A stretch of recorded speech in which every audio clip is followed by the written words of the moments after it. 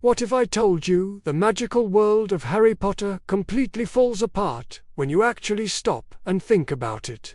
From Quidditch rules that make no sense, to a government that's more dangerous than the villains, to a school that probably shouldn't exist. This video is going to show you why the wizarding world is secretly broken, and by the end, you'll never see it the same way again. If you've ever wondered why something about the series felt a little off, or if you've laughed at how absurd it gets, this will connect all the dots. But here's the catch. If you click away now, you'll miss the one explanation that makes the entire series collapse under its own logic. Stick around, because once you hear it, you won't be able to forget it. And when we're done tearing the world apart, we're switching gears into something brand new. Hogwarts Radio. Imagine tuning into the wizarding world's own broadcast gossip, Quidditch drama, magical news, and the kind of chaos you'd only get from inside the castle walls. That's coming later in this video, so don't miss it. Drop a like and let's start. The wizarding world is founded on the quiet assumption that the wand is the pinnacle of power.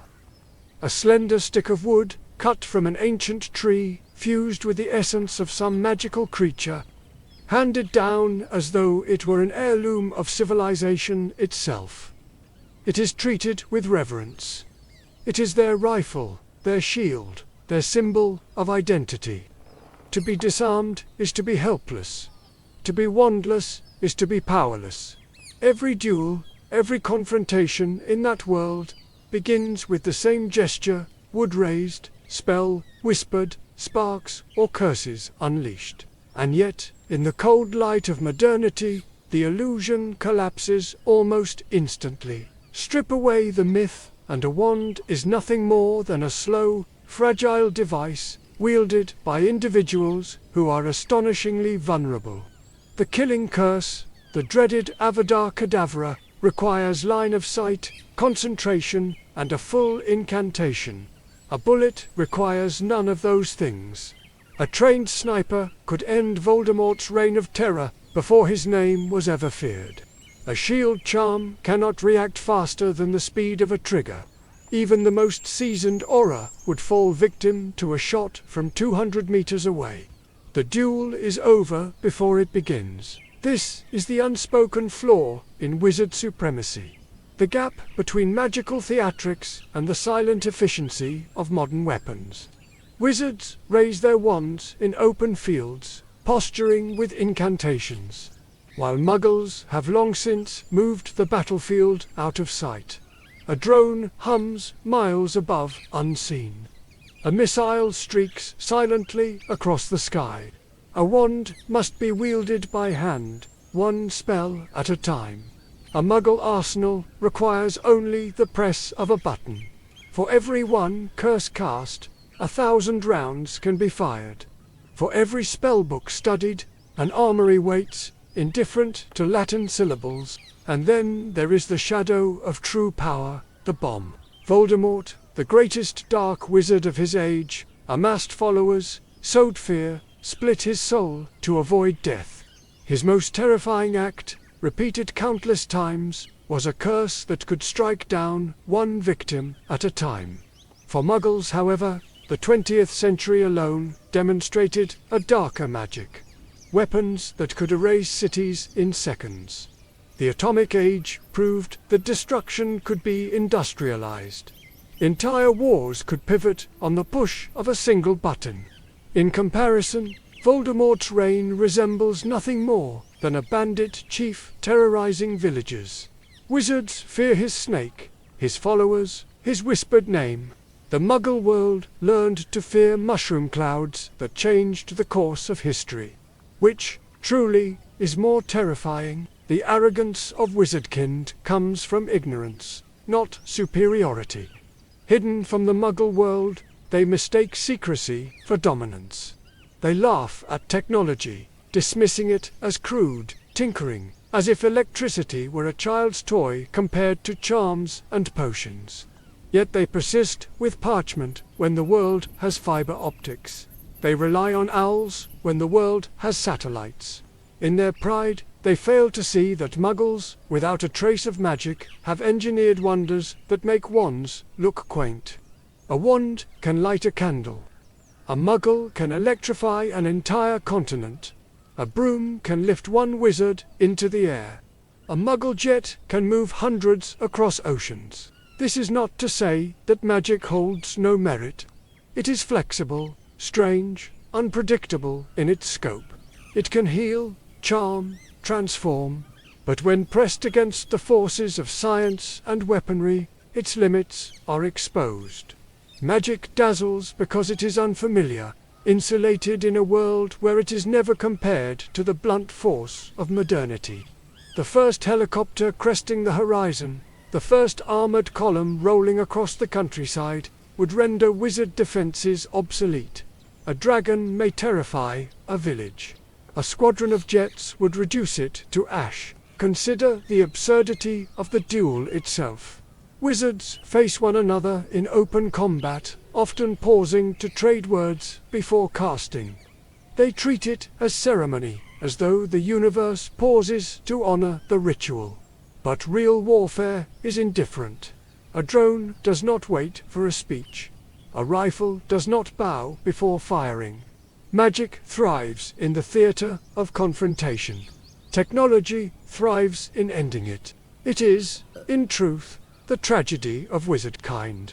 They believe themselves beyond Muggles.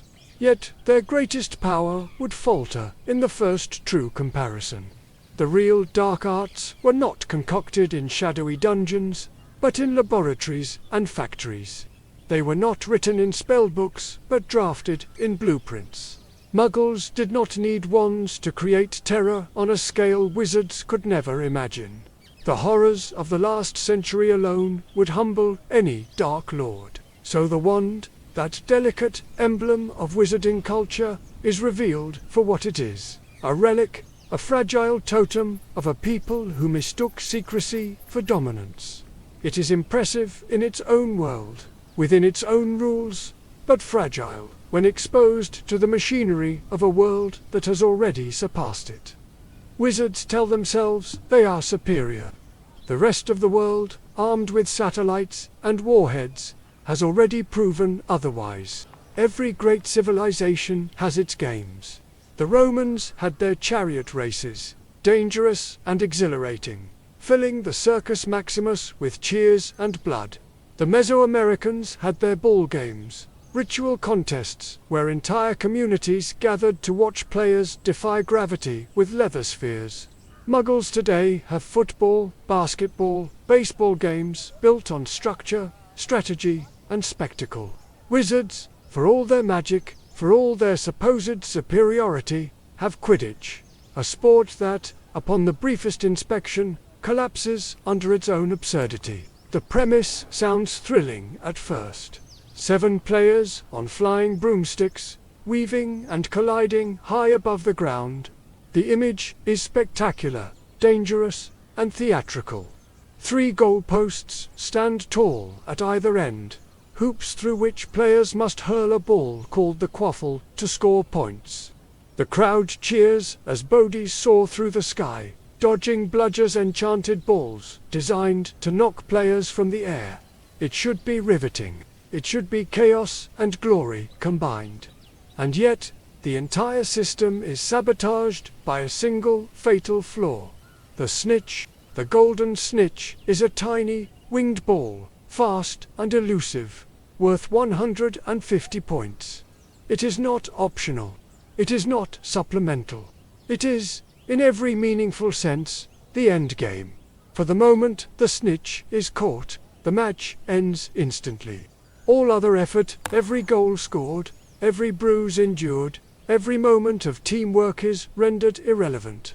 Imagine, for a moment, basketball played not with a hoop and ball, but with a hidden insect.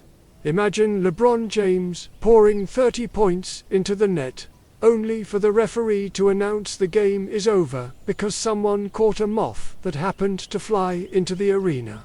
That is the structure of Quidditch. The absurdity deepens when one realizes that matches can and canonically do last for days. because the game does not end until the snitch is caught.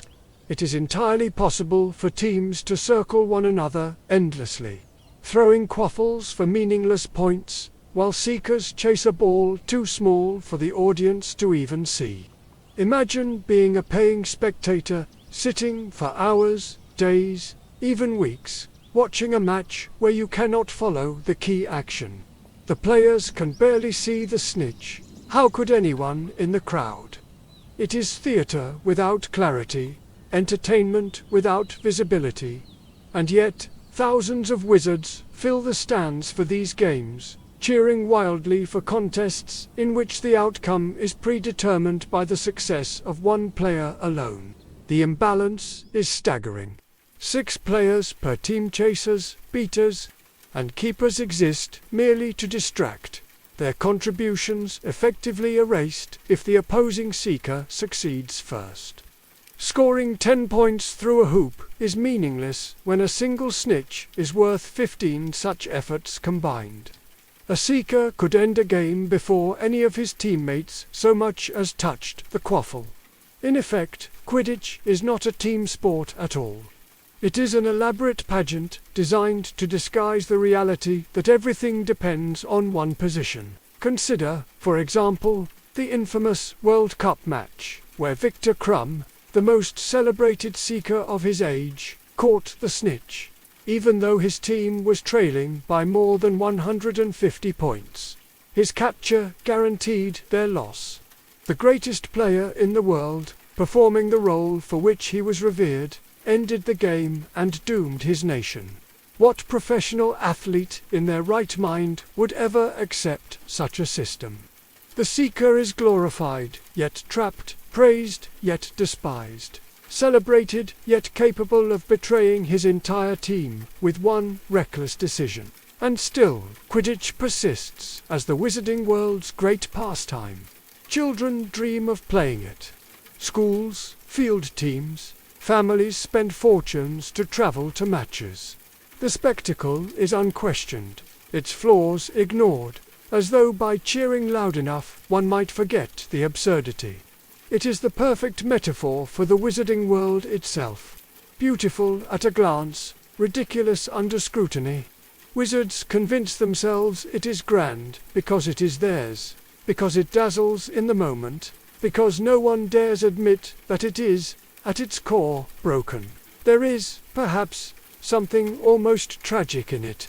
Wizards could have designed anything. With the freedom of flight, the magic of invention, they could have created a game beyond the imagination of Muggles. Instead, they built Quidditch, a sport where the majority of players serve as stage dressing for a contest decided by a single golden insect.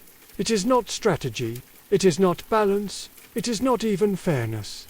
It is, simply, pageantry dressed as competition. And, like so much of wizarding society, it endures not because it is sensible, but because tradition demands it. In the end, Quidditch reveals more than just poor game design. It reveals a culture so enamored with its own rituals that it cannot admit when they make no sense. It is a game that asks spectators to cheer for what they cannot see, to invest in contests decided by one man's eyesight rather than collective skill. It is a game that rewards spectacle over structure, illusion over logic. And so it persists, beloved and unquestioned, while the rest of the world looks on in disbelief. Civilizations reveal themselves not only in their politics and wars, but also in their spectacles. The Romans built arenas where gladiators fought beneath the sun, every clash visible to tens of thousands. Medieval tournaments staged jousts where lances splintered in full view of cheering crowds. Even modern Muggles, with their endless sports broadcasts, design games that are, above all else, watchable. Football fields are lined, courts are marked, cameras capture every angle, all to ensure the audience is never left behind. The essence of sport and performance is not only participation, but visibility. And yet, wizards, those supposedly clever inheritors of ancient magic, seem to have invented entertainment that deliberately hides itself from the very people who come to watch. Consider the Triwizard Tournament, one of the most celebrated spectacles in the wizarding world, attended by hundreds of spectators, officials, and even visiting delegations from other schools. It is, in theory, a tournament of champions. Danger, skill, and glory wrapped into one. And yet, the actual structure reveals a glaring absurdity. The first task, the Dragon Challenge, begins with some promise an audience watches a champion square off against a beast. There are roars, there is fire, there is chaos. For perhaps 5 minutes, the contest is visible. Then Harry Potter, broom in hand, disappears into the sky, with the dragon chasing after him. The stadium falls silent. The spectacle evaporates.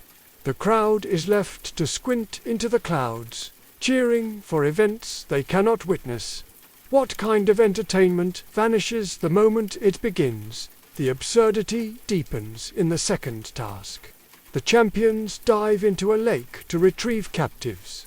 It is an event that takes more than an hour, during which the audience watches nothing more than ripples on the surface. The grand spectacle is, in practice, a long silence broken only by the occasional bubble rising from the depths. Hundreds of spectators sit in damp stands, peering at a lake, waiting for figures to emerge. Imagine paying for a ticket to a football game, only to spend the entire match staring at a closed locker room door. The entertainment is invisible, and yet the crowd dutifully waits. The third task is no better. A massive hedge maze grows across the Quidditch pitch, walls so tall that not even those in the highest seats can peer inside. The champions vanish within it, and for the next hour, the crowd watches nothing. There are no commentators describing the action, no magical screens projecting the events, no enchanted mirrors broadcasting highlights. The spectators are reduced to listening for distant echoes or the occasional flash of light above the hedge. It is the equivalent of gathering thousands of people in a stadium, locking the doors, and asking the audience to clap for events they will never witness. And yet, wizards adore these tournaments. They flock to them, rain or shine, robes billowing, scarves waving, cheering for action they cannot see. It is not merely inefficient, it is almost cruel. To be a wizarding spectator is to accept perpetual disappointment, to pay for the privilege of watching absence. One wonders whether the real magic is not the tournaments themselves, but the endurance of audiences who accept them as thrilling. The pattern extends beyond the Triwizard Tournament. Time and again, wizarding entertainment demonstrates a startling disregard for visibility. Even Quidditch, discussed previously, features its most decisive element, the snitch, so small as to be invisible to the vast majority of the crowd. Matches played in rain, fog, or darkness reduce visibility further, but still the stands are full. Wizards will cheer at empty skies, applaud at unseen battles, and roar at contests they cannot follow. This is not merely poor design, it is cultural. Wizards, perhaps because of their insularity, seem content with ritual over clarity. It does not matter if the entertainment is visible. It matters that it is traditional, that it is celebrated, that it maintains the illusion of grandeur. The Triwizard Tournament could have been improved with enchanted mirrors projecting the action, or charms to reveal the depths of the lake, but no such innovations are attempted. Wizards do not innovate, they repeat. They rehearse the same spectacles, no matter how impractical, because to question them would be to admit that their traditions are flawed. In this sense, wizard entertainment is a perfect reflection of wizard society. It is grand in appearance, but hollow in function, dazzling in description, but frustrating in practice. Spectators leave having seen almost nothing, but they convinced themselves it was magical simply because they were present. To attend is to participate in the myth of wizarding superiority, even if the event itself is In the end, wizard entertainment offers a lesson in misplaced priorities. Where Muggles design for spectacle, clarity, and shared experience, wizards design for tradition, secrecy, and exclusion. It is not about what the crowd can see. It is about what they are told to believe. To watch a wizarding event is not to witness action, but to endure absence, to sit through silence, to cheer at shadows. And perhaps that is the true magic of the wizarding world. Not the spells cast, not the dragons fought, but the remarkable ability of its people to convince themselves that what they did not see was worth the price of admission. Every society has its institutions of learning. Oxford and Cambridge carry centuries of prestige, their cloisters whispering of scholarship and discovery. The Ivy League in America projects wealth and excellence, factories for the next generation of leaders. Even humble community colleges, built on practicality rather than grandeur, promise that education can open doors. Schools are, in every culture, the engine of advancement. Hogwarts, by contrast, is less a school and more a rolling disaster disguised as an academy. At first glance, it seems majestic. A castle perched above a lake, towers piercing the mist, corridors alive with mystery. To a child receiving their letter, it must feel like a dream. To be told you are special, to be whisked away to a hidden fortress where magic is both subject and destiny. Yet peel back the veneer, and Hogwarts reveals itself not as a bastion of learning, but as a parody of higher education. One that would bankrupt its students, endanger their lives, and leave them unemployable in any sensible society. Consider the curriculum. 7 years of study, supposedly designed to prepare a young witch or wizard for adult life. Yet the structure is haphazard at best. Subjects are piled on without coherence. Charms here, potions there, a touch of divination, a smattering of care for magical beasts. Students are shuffled between eccentric professors, each more unpredictable than the last. There is no standardized syllabus, no structured sequence, no oversight. In any Muggle school, such chaos would invite lawsuits. At Hogwarts, it is celebrated as charm. The teaching staff themselves would not survive a week in any reputable institution. Professors openly play favorites, publicly humiliating students they dislike while rewarding those who amuse them. Classes are derailed constantly, sometimes by student mischief, often by outside threats, and almost always by the gravitational pull of Harry Potter's personal troubles. Entire lessons collapse into spectacle because his scar twinges or a prophecy hovers. The rest of the students are dismissed, uneducated, forgotten. Imagine paying the wizarding equivalent of 30,000 galleons a year, only to watch your professor abandon the syllabus to tend to one boy's migraines. And then there is the issue of safety. Universities pride themselves on campus security, on ensuring their students are not only educated but alive at the end of each term. Hogwarts, however, exists in a permanent state of hazard. A basilisk lurks in its pipes, dementors patrol its grounds. Forests filled with giant spiders press against its walls. Trolls wander into bathrooms. Werewolves teach defense against the dark arts, and dragons are invited to school grounds for lessons.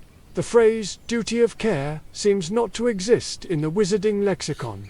Hogwarts does not merely fail to protect its students, it actively endangers them. The financial structure is no better. For all its grandeur, Hogwarts leaves its graduates with few meaningful career paths. The choices are narrow. Join the ministry as a bureaucrat or enforcer. Attempt to become a teacher or retreat into family wealth. Where are the magical doctors, the engineers, the innovators. What does a wizard do with mastery of charms if they are not to enforce laws or sell novelty trinkets? The school does not teach economics, politics, or the sciences, subjects that might prepare its students for the wider world. It teaches how to survive within Hogwarts itself, a curriculum that collapses the moment a graduate walks beyond its gates. And yet, tuition must be astronomical.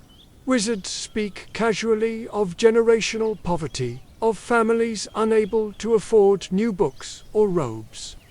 Goblins guard vaults in which children's inheritances are hoarded, drained slowly by the costs of education. One can only imagine the predatory interest rates lurking behind the Gringotts system. The hidden hand that keeps families, like the Weasleys, perpetually struggling. Education becomes not a ladder, but a trap, a mechanism to sustain inequality. The irony, of course, is that Hogwarts continues to inspire awe. Its students march through its halls, convinced they are participating in something noble. They cheer at the Sorting Hat, compete for house points, and treat the school's chaos as tradition. To question the system is unthinkable. To survive, it is considered success. Wizards mistake survival for education, danger for rigor, favoritism for mentorship. If Hogwarts existed in the Muggle world, it would be sued, shuttered, and replaced. Instead, it endures, a castle where children are fed to monsters, distracted by pageantry, and taught that their value lies not in what they learn, but in whether they orbit close enough to the chosen one's destiny. It is not a school. It is a stage, a backdrop for legend, a university in name only. And like so much of the wizarding world, it thrives, not because it works, but because no one dares admit that it does not. Every school needs its systems of motivation. Muggles have grades, honor rolls, academic scholarships. Even the most lackluster institutions understand that reward structures should be tied to merit, to measurable effort, to something resembling fairness. Hogwarts, however, takes a different approach. It dangles before its students a grand competition, a point system that supposedly rewards achievement and discipline, and then undermines it entirely with favoritism so blatant it borders on parody. The House Cup, far from being a celebration of collective excellence, is one of the most fraudulent reward structures ever devised. On paper, the idea seems straightforward. Students are sorted into 4 houses: Gryffindor, Hufflepuff, Ravenclaw, and Slytherin. Throughout the year, points are awarded for academic success, bravery, and rule following, while points are deducted for disobedience, failure, or misconduct. The totals accumulate in glittering hourglasses in the Great Hall, each gem or bead representing the rising fortunes of a house. At year's end, the house with the most points claims the cup, basking in glory. It is meant to be fair, transparent, and motivational. In reality, it is none of those things. The first problem is the sheer inconsistency of point distribution. A student might earn 10 points for correctly answering a question, but another might receive 54 showing bravery. One might lose 5 points for lateness, while another loses 24 cheek. The scale is arbitrary, unstandardized, and entirely dependent on the whims of whichever professor happens to be present. It is not meritocracy. It is mood-based accounting. The second problem is Dumbledore. Year after year, the headmaster swoops in at the last possible moment, reshaping the totals with theatrical announcements that inevitably crown Gryffindor. Entire years of effort from Slytherin, Ravenclaw, and Hufflepuff are swept aside by sudden, grand gestures of favoritism. Harry Potter saves the day. Hermione solves a riddle. Ron plays a game of chess. And suddenly the entire year's worth of points are rendered irrelevant. 1,000 points here, 100 there, and the hourglasses erupt with ruby light. Gryffindor celebrates. The other houses sit in stunned silence, cheated again. It is difficult to overstate how corrosive such a system would be. Students are told that their daily efforts, every class attended, every assignment completed, matter. But the reality is that all of it can be overturned in an instant if the headmaster deems it so. Imagine being a diligent Ravenclaw, studying every night, answering every question, contributing in every class, only to watch as Gryffindor is handed victory because its favored trio happened to stumble into yet another adventure. It is not simply demoralizing, it is destructive. The system teaches not that effort matters, but that proximity to the chosen ones guarantees success. The House Cup, then, is not a contest of discipline, but a mechanism of control. It fosters rivalry between houses, stokes resentment, and distracts from the deeper failures of the institution. Instead of questioning the safety of the school, students pour their frustrations into the zero-sum game of points. Instead of uniting against the dangers they face, they glare across long tables, blaming one another for losses that were never truly in their control. It is not just unfair, it is divisive by design. One wonders, too, about the quiet anger of the parents. Imagine sending your child to Hogwarts, watching them struggle through a year of peril and exams, only to see them robbed of collective triumph because Harry Potter once again stumbled into heroics. What letter would a parent write? What complaints would echo through the ministry? Yet these voices never appear. Perhaps they are silenced by tradition. Perhaps they are dismissed by Dumbledore's charisma. Or perhaps the wizarding world has grown so accustomed to corruption that fairness itself is seen as quaint. The House Cup is the perfect mirror of wizarding society. Arbitrary, theatrical, and tilted in favor of the chosen few. It promises fairness but delivers favoritism. It pretends to honor effort but rewards accident. It teaches not discipline but cynicism, not unity but resentment. For the Gryffindors, it is validation. For everyone else, it is a yearly reminder that the system was never designed for them to win. And so, the great hourglasses stand in the great hall, glittering symbols of a lie. The gems fall, the totals rise, and the illusion of fairness continues.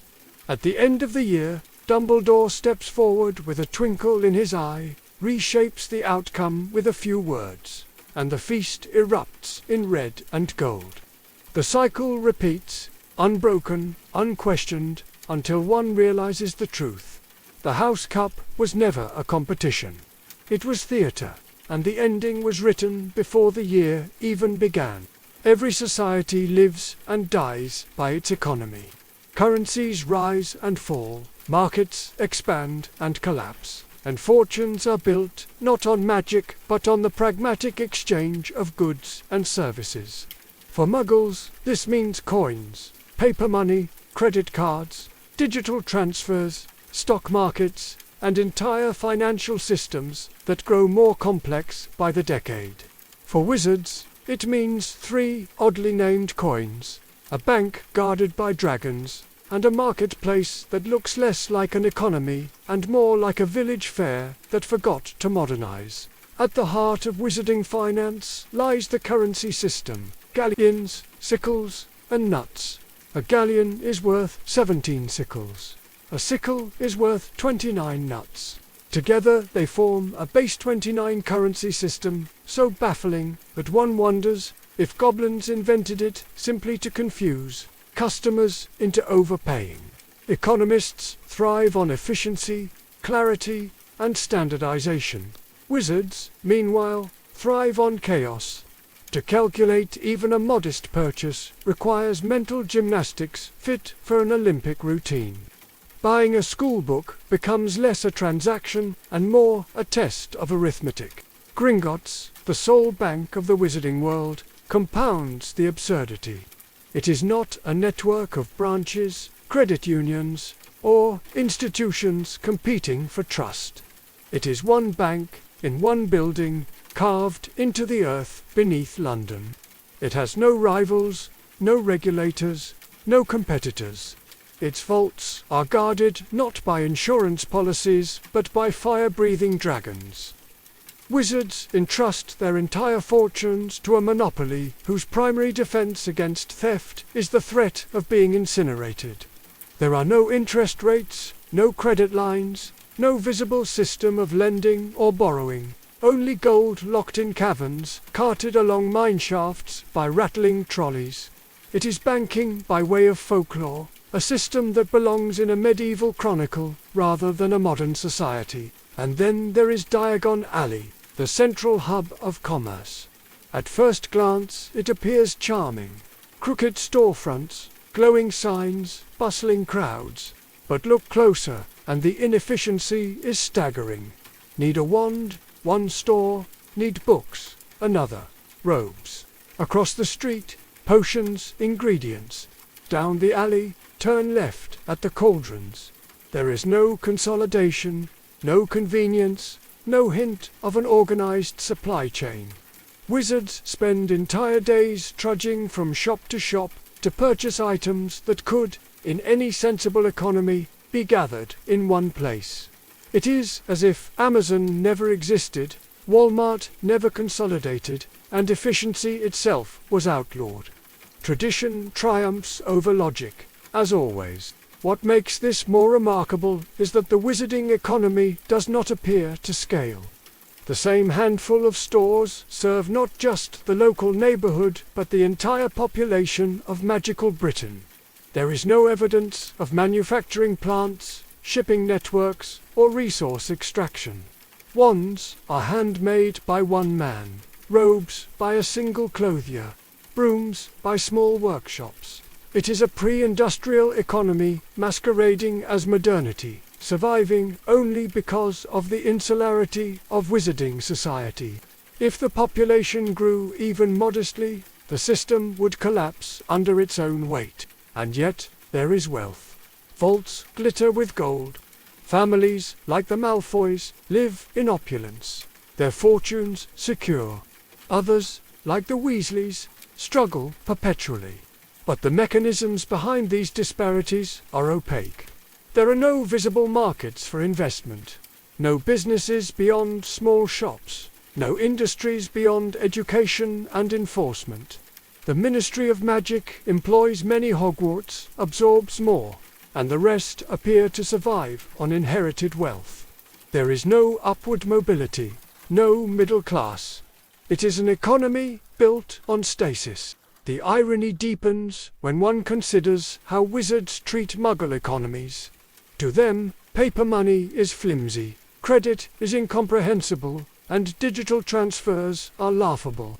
They mock Muggles for their reliance on technology, yet their own system depends on raw gold, one of the most primitive stores of value. In times of crisis, Muggles can mobilize entire global networks to stabilize markets. Wizards, by contrast, are one dragonfire away from ruin. The truth is that wizard economics is not an economy at all. It is a performance. Gringotts dazzles with its caverns and fire, but it functions less as a bank and more as a vault. Diagon Alley bustles with color, but it is less a market and more a festival. Currency jingles in pockets, but it is less a system and more a puzzle. The entire structure survives not because it is efficient or sustainable, but because tradition has hardened into habit. If wizards ever stepped into the modern world, their economic system would collapse overnight. Gold would be traced, accounted for, taxed, absorbed into global markets. Monopoly banks would be dismantled by regulators. Supply chains would demand efficiency, and Diagon Alley would be replaced by Wizard Mart within a year. The romance of dragon-guarded vaults and crooked shops would wither under the weight of capitalism, and perhaps that is why wizards cling so fiercely to their system. To modernize would be to admit that Muggles, with their spreadsheets and credit cards, have long since surpassed them. To change would be to surrender the illusion that gold coins and dragons constitute power. And so the system endures, fragile and archaic, glittering and hollow. A museum of medieval finance preserved not out of necessity but out of pride. Every society reveals itself not just through its achievements but through its prejudices. Muggles, for all their flaws, at least wrestle openly with the questions of class, race, gender, and equality. Laws are debated, movements rise, and injustices are dragged into the light. Wizards, on the other hand, seem perfectly content to build an entire society on prejudice and then pretend it is little more than tradition. Their world is structured on bloodlines. Insults are codified into everyday language, and entire groups live in servitude. Yet few seem bothered. If the wizarding world is advanced in magic, it is medieval in morality. At the heart of this hypocrisy is the obsession with blood purity. Purebloods, half-bloods, and so-called mudbloods define the social hierarchy as much as wealth or achievement. The slur itself, hurled casually by children as young as 11, reveals how deeply ingrained the prejudice is. Draco Malfoy calls Hermione the word as easily as one might insult a rival's clothing. Teachers hear it, students repeat it, and while a handful object, the larger system persists without intervention. It is not simply playground cruelty. It is systemic discrimination. And yet Hogwarts, the supposed beacon of magical education, does little to address it. No lessons are devoted to inclusivity. No efforts are made to reform the culture of blood superiority. Instead, the institution perpetuates it by sorting students into houses that reinforce divisions. Slytherin, the house synonymous with pureblood pride, is permitted to fester in its insularity, while others dismiss it as just the way things are. In the Muggle world, such segregation would invite outrage. In the wizarding world, it is tradition. The prejudice extends beyond bloodlines. Entire species are relegated to servitude. House elves, for example, are born into slavery, bound by magic to serve their masters. Their freedom is not a right, but a rare gift, treated almost as an insult. Winky, when freed, collapses in despair, because her culture has internalized servitude so completely. Wizards accept this system without question. They dine at feasts prepared by invisible hands, sleep in beds made by unseen labor, and scarcely consider the ethics of it. Hermione Granger is the lone voice crying out against the injustice, founding SPEW, the Society for the Promotion of Elfish Welfare, and she is mocked for it. The message is clear. Equality is not only absent, but laughable. Goblins, too, face systemic distrust. They are permitted to manage gold in Gringotts, but are denied wands, their talents curtailed by law. Centaurs are treated as dangerous outsiders, their intelligence ignored, their autonomy dismissed. Giants are hunted or shunned, vampires whispered about, werewolves demonized. The wizarding world is populated with magical beings of extraordinary intelligence and power. Yet its central society, the wizards themselves, erect barriers at every turn. Wizards see themselves as the rightful rulers, others as curiosities or servants. The irony deepens when one recalls that Rowling, long after the books were written, attempted to patch these failings with afterthoughts. A Jewish wizard was named on Twitter years after the fact. Dumbledore's sexuality was revealed in an interview, not in the pages of the series. Representation was retrofitted, not written. It was as though the author, belatedly aware of the criticisms, scrambled to diversify the cast without altering the text. But the foundation remained unchanged. a world where prejudice is endemic, unchallenged, and often rewarded. Perhaps the most damning aspect of all this is how normalized it becomes for the reader. Children devoured these books, learning words like mudblood, absorbing tales of house elves, and often overlooking the implications. The narrative frames these injustices as background detail, flavor for the setting, rather than central moral crises. Readers grow up cheering Harry's triumphs without questioning the structures around him. It is not malicious on their part. It is the consequence of a world that pretends inequality is either unimportant or unsolvable. The wizarding world thrives on illusion, and nowhere is that clearer than in its social structure. By keeping its injustices wrapped in the language of tradition, it disguises cruelty as culture. By turning systemic inequality into background detail, it ensures that few will notice, fewer will question, and almost none will change. Wizards speak proudly of their superiority, yet their society is built on divisions deeper than those of the Muggles they mock. They call it magic. It looks, instead, like the oldest prejudice of all. Every story has its heroes, its central figures who command the spotlight. In the case of Hogwarts, that figure is Harry Potter, followed closely by his loyal companions. Their adventures consume the narrative, their triumphs shape the school, and their personal struggles become the struggles of an entire institution. But in the shadows of their story lies a forgotten majority, the ordinary students who came to Hogwarts to learn, to grow, and to secure their futures, only to be relegated to the role of background extras in the ongoing drama of one boy's destiny. It is a reality seldom addressed. Thousands of students attend Hogwarts at any given time, yet the curriculum bends itself around Harry Potter's crises.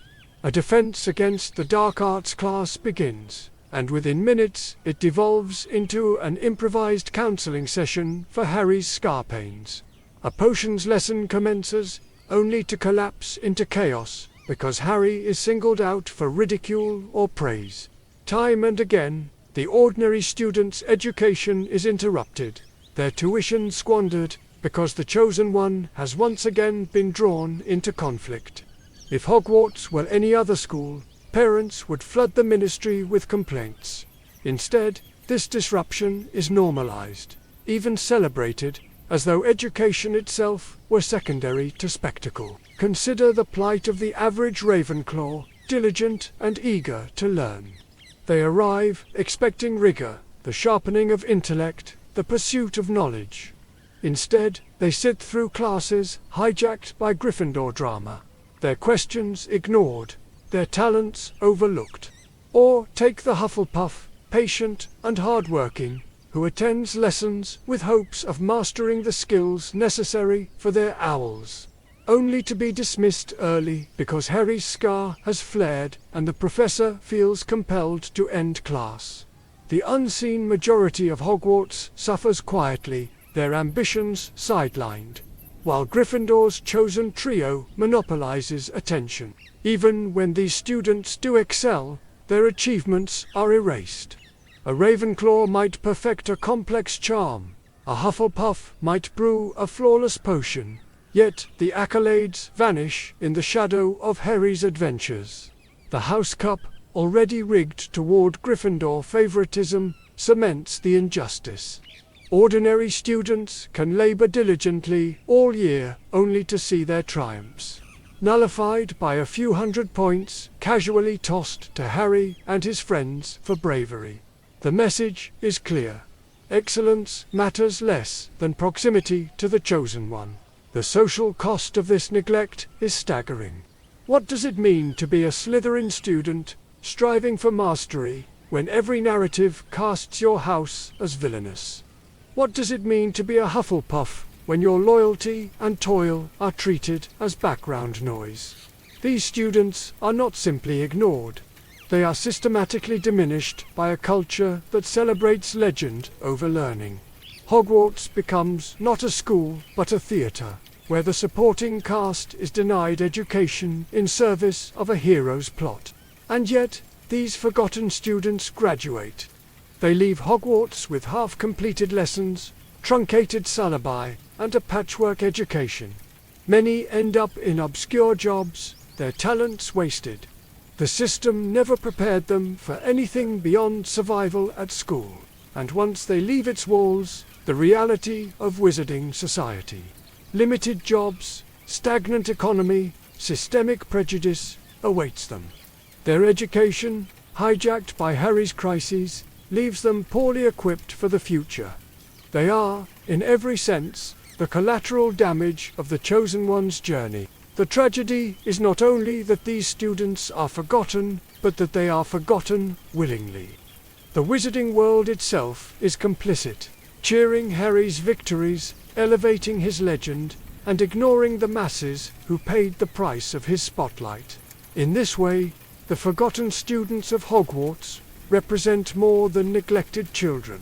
They are the embodiment of wizarding society's greatest flaw, its willingness to sacrifice fairness, education, and even the futures of its youth to maintain the illusion of destiny. Meritocracy is a fragile dream. Muggles cling to it with slogans about hard work and opportunity, even as inequalities betray the ideal. Wizards, by contrast, do not even pretend. Their society is built not on what one earns, but on who one is, what bloodline one claims, and what destiny some seer may have scribbled in prophecy centuries ago.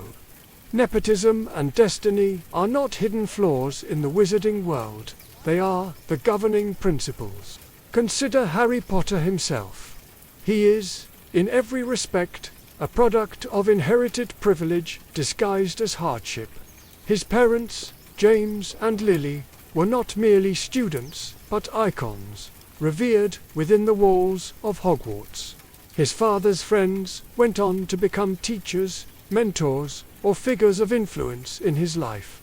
From the moment Harry steps onto the platform at King's Cross, he is celebrated, whispered about, and treated as extraordinary, not because of his effort, but because of a scar he received as a baby. He is the child of prophecy, the boy who lived, and so every door opens for him. Teachers bend rules, headmasters grant exceptions, and the system itself reshapes around his presence. What message does this send to the rest of the students? That destiny, not diligence, defines worth. A Ravenclaw can study tirelessly, a Hufflepuff can labor faithfully, a Slytherin can plot cunningly, but none will ever matter as much as Harry's mere existence. He does not need to earn his legend. It is conferred upon him before he can even hold a wand. His greatest accomplishments often arise from accidents, being at the right place at the right time, yet they are lauded as proof of his greatness. Meanwhile, the nameless masses labor on, unseen and unrewarded. The system of houses only entrenches this further. Gryffindor, the house of courage and chivalry, is elevated above the rest, its virtues celebrated while others are cast as lesser. Slytherin is vilified, Ravenclaw patronized, Hufflepuff mocked. The message is clear. Some are destined for glory, others for supporting roles. The Sorting Hat itself, a supposedly impartial arbiter, enforces this hierarchy by binding 11-year-olds into identities they cannot escape. It is not guidance. It is predestination. A child's fate is sealed before their education begins. Beyond Hogwarts, nepotism thrives. The Ministry of Magic is staffed by familiar names, its power concentrated in families that have circulated through its halls for generations. The Weasleys, though poor, are a dynasty in their own right, their members woven into nearly every corner of magical society. The Malfoys, wealthy and connected, manipulate politics with ease. Even villains benefit. The Death Eaters are a who's who of pure-blood families, inheriting ideology as much as influence. In such a system, the notion of merit collapses. Jobs are filled not by competence but by lineage. Victories decided not by effort but by prophecy. The tragedy is that many wizards accept this as natural. They speak of destiny with reverence, of bloodlines with pride, as though inequality were not a flaw but a feature. To challenge the system would be to unravel the very myths upon which their world is built. And so, nepotism endures, cloaked in the language of tradition, while destiny is treated not as a storybook convenience, but as a law of nature. If the wizarding world reveals anything, it is how corrosive such a worldview can be.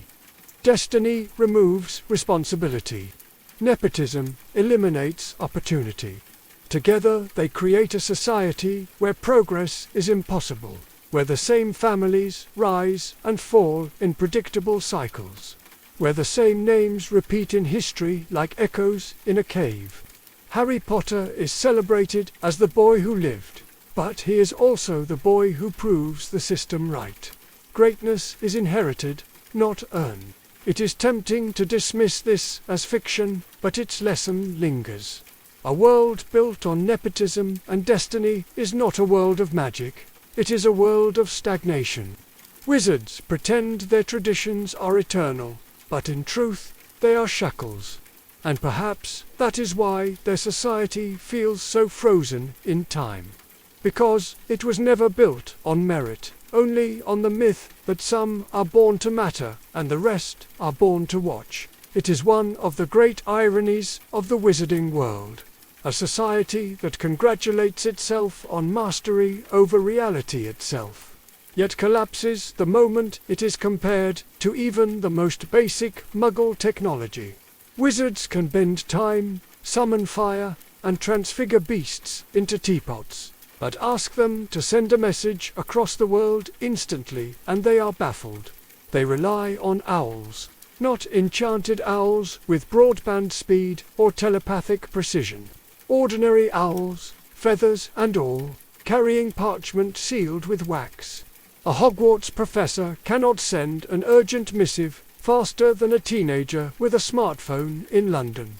The magical world, for all its arrogance, is technologically frozen in the Middle Ages. The reliance on owls is not an isolated eccentricity. It is a symptom of a deeper stagnation. Wizards shun electricity, dismiss telephones, sneer at computers, and laugh at airplanes.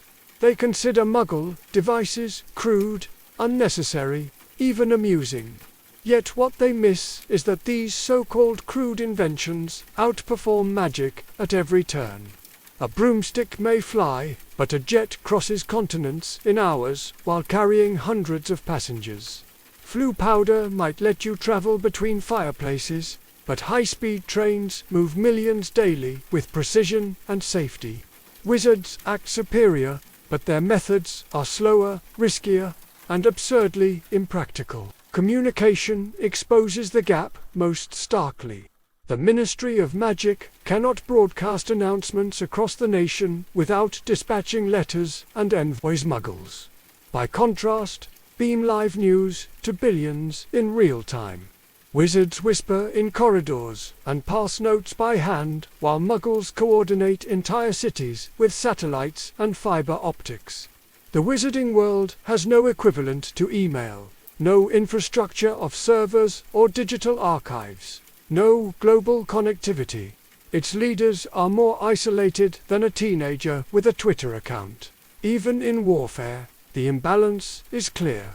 Wizards duel with flashes of light, incantations that require line of sight, and shields that strain under pressure. Muggles wield drones, long-range missiles, and surveillance systems that render the battlefield one-sided. The wizarding imagination seems trapped in medieval conceptions of combat, face-to-face, spell-to-spell, while the modern world has already moved past it. Voldemort may terrify his contemporaries, but to a modern army he would appear as an eccentric with a stick, undone by artillery before his second curse. What makes this stagnation more damning is that it is deliberate. Wizards are not ignorant of Muggle innovations. They live alongside them, often in the same cities, sometimes even in the same families. Yet they refuse to adopt or adapt. They view Muggle progress not as complementary, but as beneath them. This arrogance blinds them to reality, that while they cling to tradition, the Muggle world surges forward, inventing technologies that render magic not only unnecessary, but inferior. The wizarding world justifies this by claiming that magic can replicate anything. Muggles invent, need light. A charm suffices, need warmth. A fire spell will do. Need transportation, a broomstick or portkey awaits. But this logic ignores scale and efficiency. A single spellcaster may illuminate a room. Electricity lights entire cities. A broomstick may carry one rider. A bus carries 50. Wizards mistake individual convenience for societal progress, never realizing that the Muggle genius lies not in what one person can do, but in what entire systems can accomplish. The tragedy is that this technological backwardness is not just inefficient, it is isolating. Wizards trap themselves in a shrinking bubble, cut off from the dynamism of the modern age. They convince themselves that their parchment, quills, and owls are quaint traditions rather than crippling limitations. They mistake nostalgia for superiority, and in doing so, they reveal the truth, that their society is not advanced but stagnant, not superior but parochial, not timeless but trapped. In the contest between wand and machine, the machine wins, not because it is more magical, but because it is more human. It grows, adapts, and scales. Wizards may sneer at smartphones, but smartphones have already surpassed wands. One carries tradition, the other carries the world. Health is the great equalizer. No matter how powerful, wealthy, or ambitious one may be, all are vulnerable to illness, injury, and the inevitable fragility of the body. Muggles, recognizing this, have spent centuries building systems of medicine, hospitals, surgeries, vaccines, antibiotics, sanitation. It is imperfect, riddled with inequities and costs, but it exists as a global effort to preserve life. Wizards, on the other hand, appear to have decided that medicine is optional, science unnecessary, and healthcare a curious afterthought. Their world, astonishingly, has magic to spare, but no system to care for the sick. Let us begin with the basics. Where does one go if injured in the wizarding world?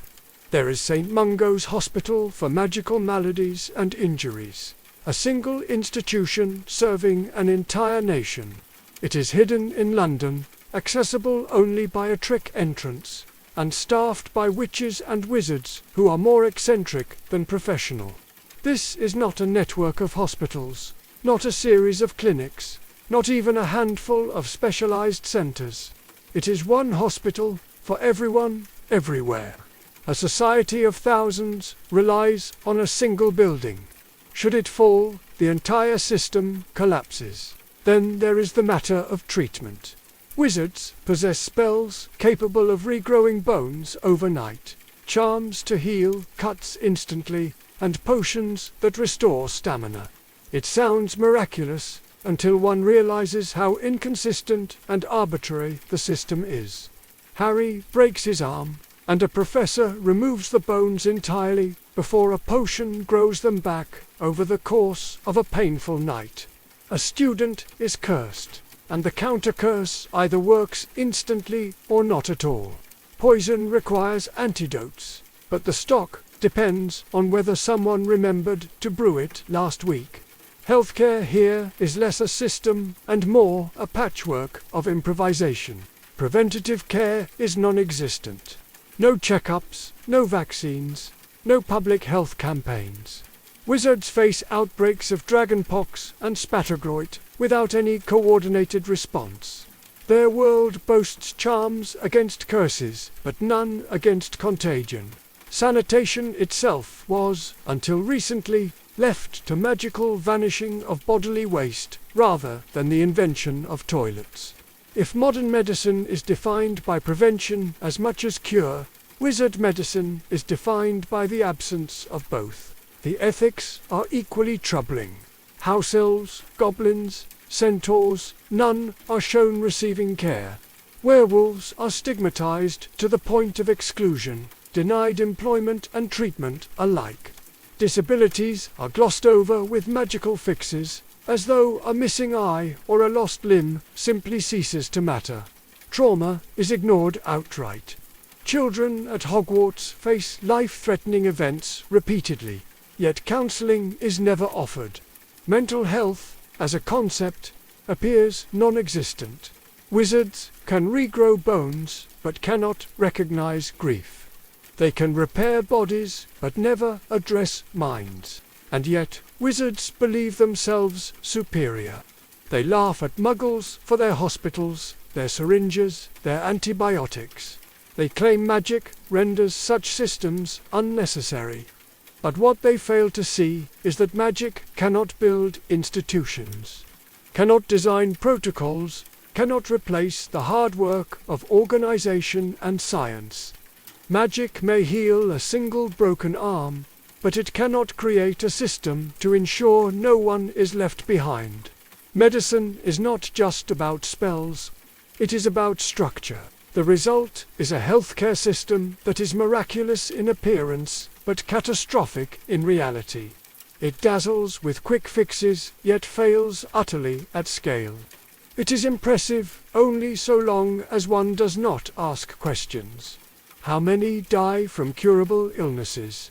How many suffer needlessly because the right healer is not nearby? How many are excluded altogether because they are not wizard enough to matter? The wizarding world, so arrogant in its traditions, reveals itself here most starkly. For all their spells and charms, they have built no system, no safety net, no lasting solutions. St. Mungo's stands as a monument, not to magical medicine, but to magical neglect.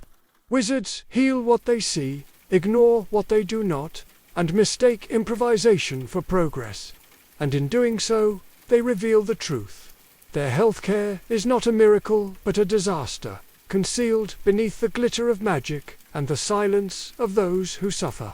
Every great story has its ending.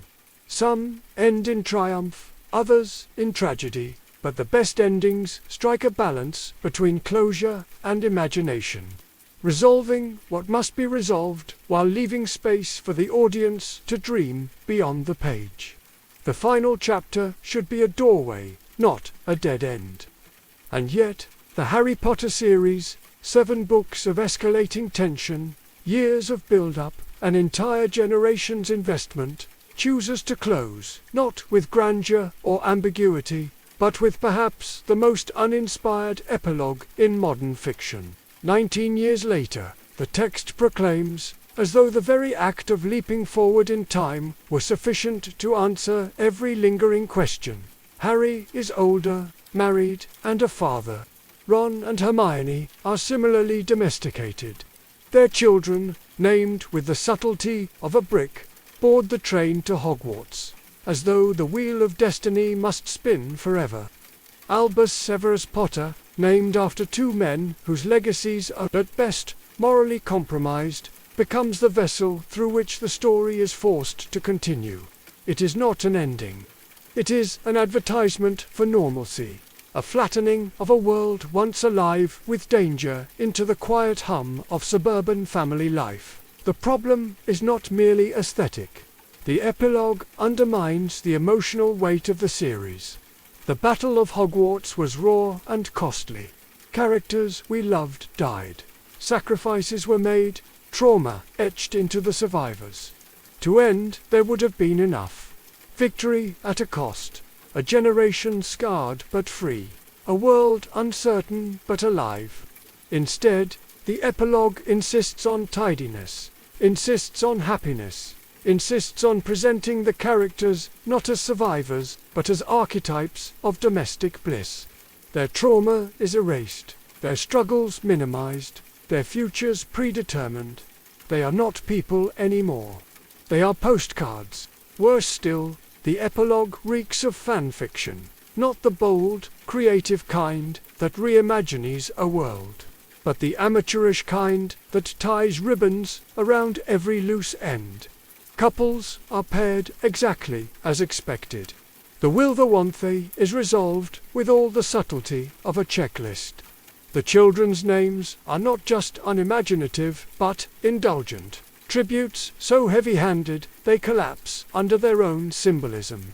It is as though the author, exhausted by the weight of her creation, offered not an ending but a gesture.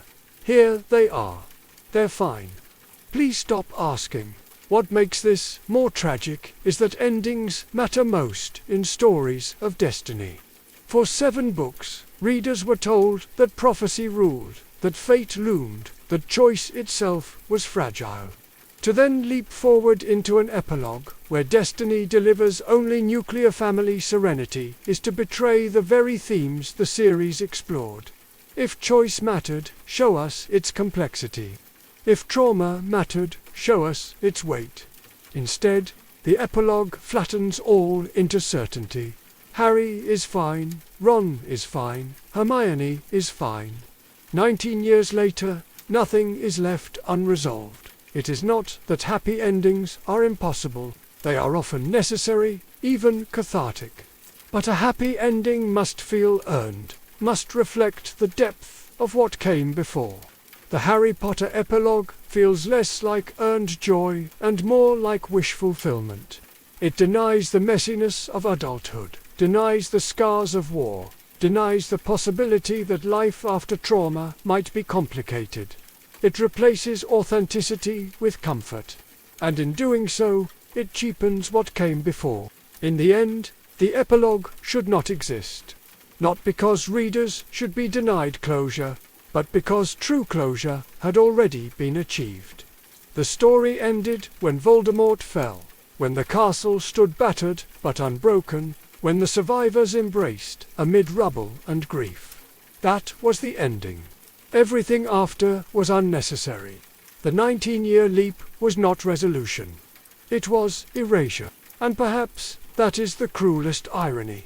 After a series that dared to confront mortality, prejudice, corruption, and sacrifice, the final note is a retreat into mediocrity. Harry Potter, once the boy who lived, is reduced to the man who commuted, who married, who named his child Albus Severus and sent him off on a train. A legend collapses into suburban banality. The wheel turns, the story closes, and all that remains is the bitter thought. It should have ended 1 chapter earlier. If there is one invention in fiction that demands care, it is time travel. Writers who dare to use it tread on dangerous ground, for to alter the past is to unravel the present, to raise questions that cannot be tidily answered. Most authors wisely avoid it or establish strict rules. In Harry Potter, however, time travel arrives suddenly in the form of a necklace, a time turner, and with it comes the unraveling of logic itself. The time turner is introduced almost casually. Hermione, that paragon of academic diligence, receives it from the Ministry of Magic, so that she may attend multiple classes at once. Time travel, the most dangerous force imaginable. The kind of magic that could rewrite history, topple governments, prevent wars, is handed to a 13-year-old so she can double major. The sheer absurdity of it defies belief. This is not a carefully guarded relic, not a myth whispered about in secret. It is a school supply, doled out like a library pass. And yet, once the time turner is in play, its consequences ripple outward.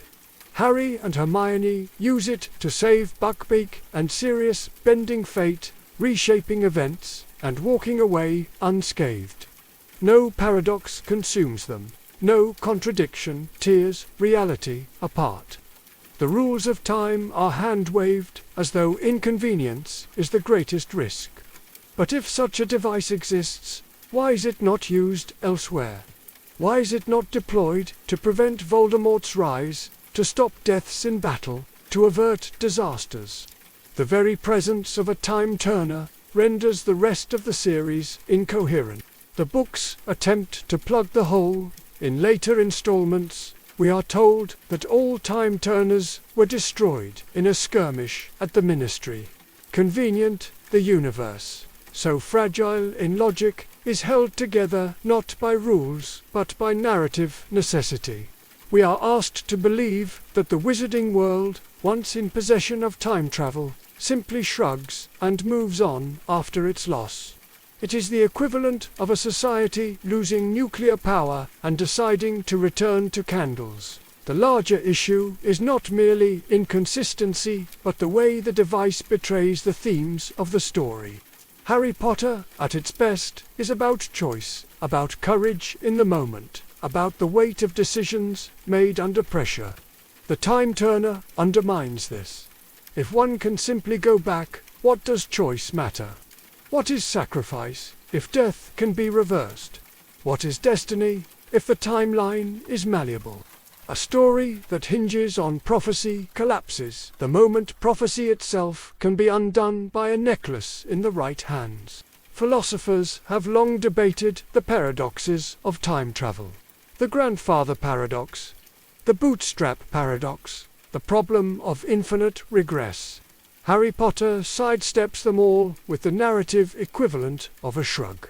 The past is fixed until it isn't. Actions are consistent until they aren't. Fate is immutable until it is inconvenient. It is not so much that the rules are broken as that they never existed. The irony is that the inclusion of time travel, rather than deepening the story, trivializes it. Death becomes reversible. Loss becomes temporary. Urgency evaporates. What is the meaning of sacrifice, if tomorrow it can be undone? What is the weight of consequence, if one can simply rewind?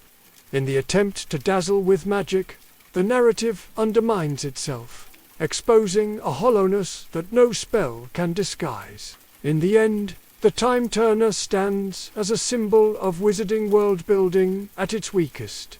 Impressive at first glance, incoherent under scrutiny, abandoned the moment it becomes inconvenient. It is not a tool of storytelling, but a trapdoor, a way for the narrative to escape its own stakes. And once it appears, the reader cannot help but wonder, in every subsequent crisis, why not use it again? Why not go back further? Why not fix everything? The answer, of course, is that the story would end. Voldemort would be defeated in infancy. Lives would be spared. Battles avoided. But the presence of time travel makes the rest of the story feel like a lie. The necklace hangs heavy over the series, not as a marvel, but as an indictment. It should never have existed at all. Every great saga requires its villains. Without them, the heroes have nothing to rise against, no force to measure themselves against, no shadow to define the light. In theory, the Harry Potter series has one of the most formidable villains in fiction. Lord Voldemort, a wizard so feared that his name itself inspires silence. He is ruthless, ambitious, and consumed by a desire for immortality. Yet when one examines his actions closely, Voldemort, and nearly every other antagonist in the series, proves astonishingly inept. The most obvious failure is strategic. Voldemort commands power, influence, and followers, yet his campaigns are consistently undermined by poor planning. He leaves his enemies alive when he could end them, toys with them instead of finishing them, and invests his trust in subordinates who are either cowardly or incompetent. His obsession with Harry Potter blinds him to larger goals. Entire wars collapse into personal vendettas. He does not simply want to win. He wants to win dramatically, and it is this vanity that ensures his defeat. Consider the Horcrux plan. On the surface, it is brilliant. Scatter pieces of your soul into objects so that you cannot die until all are destroyed. But Voldemort chooses items of enormous symbolic value, linked directly to his past, and hides them in locations tied to his own history. He turns his soul into a scavenger hunt designed specifically for people who understand him. A paranoid genius would choose unremarkable objects and scatter them randomly across the globe. Voldemort chooses heirlooms and trophies, practically labeling them for discovery.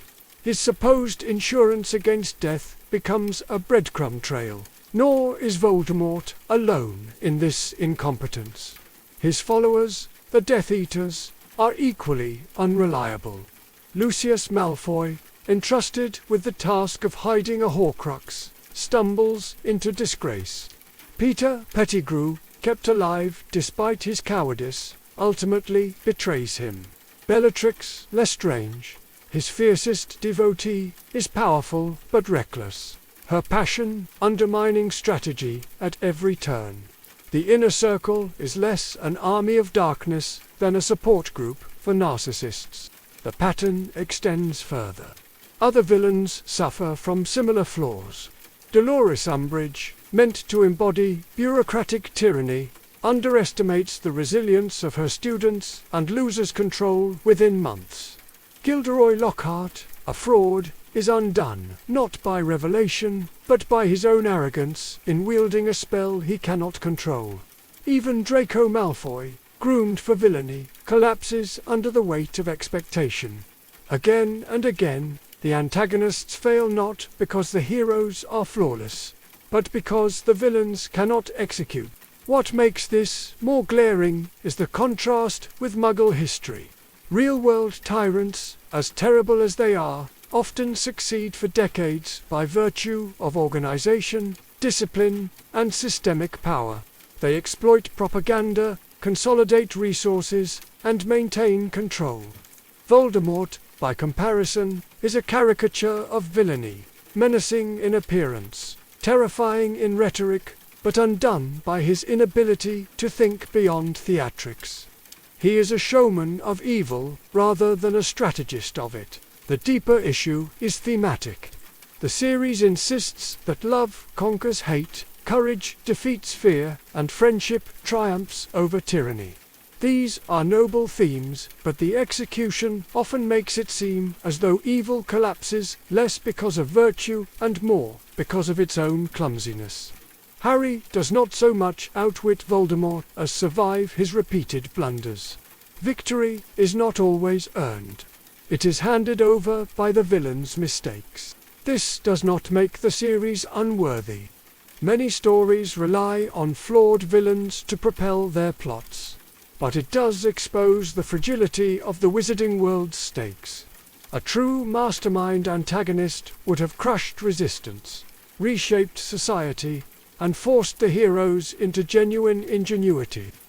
Instead, the supposed darkest wizard of all time spends decades chasing a teenager, scattering pieces of his soul like a scavenger hunt, and trusting followers who fail him repeatedly. In the end, the villains of Harry Potter are not titans of evil, but case studies in mismanagement. They are reminders not of how terrifying evil can be, but of how absurd it becomes when wrapped in ego and incompetence. Voldemort may be feared by his peers, but history would remember him less as a dark lord and more as a cautionary tale.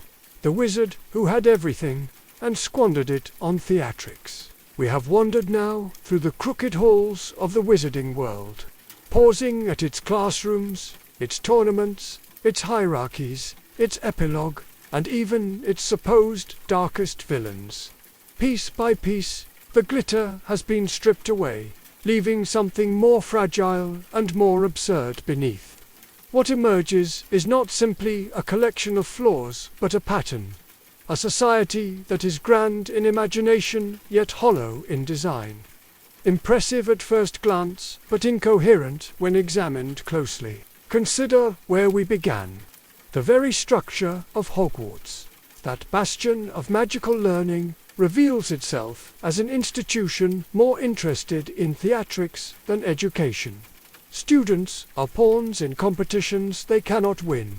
spectators at events they cannot see, casualties in adventures they did not choose. For all its robes and candles, Hogwarts functions less like a school and more like a stage. One where the chosen few, led by Harry, repeat their rituals of destiny, while everyone else fades into the background. From there, we widened the lens. Quidditch, absurd in design, becomes a metaphor for wizarding society itself, a spectacle that makes no sense, cheered on by people too enthralled by tradition to question its logic. The economy of Diagon Alley, the transportation systems cobbled together from convenience rather than consistency, even the wizarding approach to healthcare, all of it reinforces the same truth. This is not a society designed for efficiency, progress, or fairness. It is a patchwork stitched together by tradition, arrogance, and narrative necessity. We have also looked at narrative itself. The infamous epilogue, with its clumsy domesticity, betrays the thematic richness of the series by sanding down all its jagged edges into something safe. The time turner, a device of limitless consequence, undermines choice and sacrifice, collapsing the stakes into incoherence. These are not just storytelling missteps. They reveal the fragility of the world itself, a world that cannot withstand the weight of its own inventions. Even the villains, so central to the drama, embody the same problem. Voldemort, hailed as the darkest of lords, constructs his downfall with each decision. His Horcruxes, his reliance on incompetent followers, his obsession with theatricality, these are not the marks of a mastermind, but of a man undone by his own vanity. He is not an evil genius, but a case study in failed leadership. His menace sustained only by the narrative's insistence that he is terrifying. What unites these threads is not simply criticism, but the recognition of a pattern. The wizarding world is built on contradictions it never resolves. It pretends to modernity while clinging to medieval traditions. It boasts superiority while falling behind the Muggle world at every turn. It insists on destiny, but undermines it with devices like the teen turner.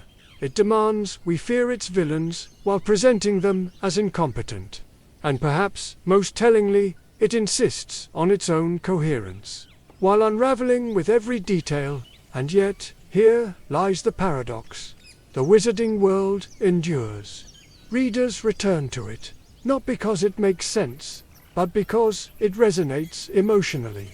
Hogwarts is not a school that works, but it is a school that feels like home.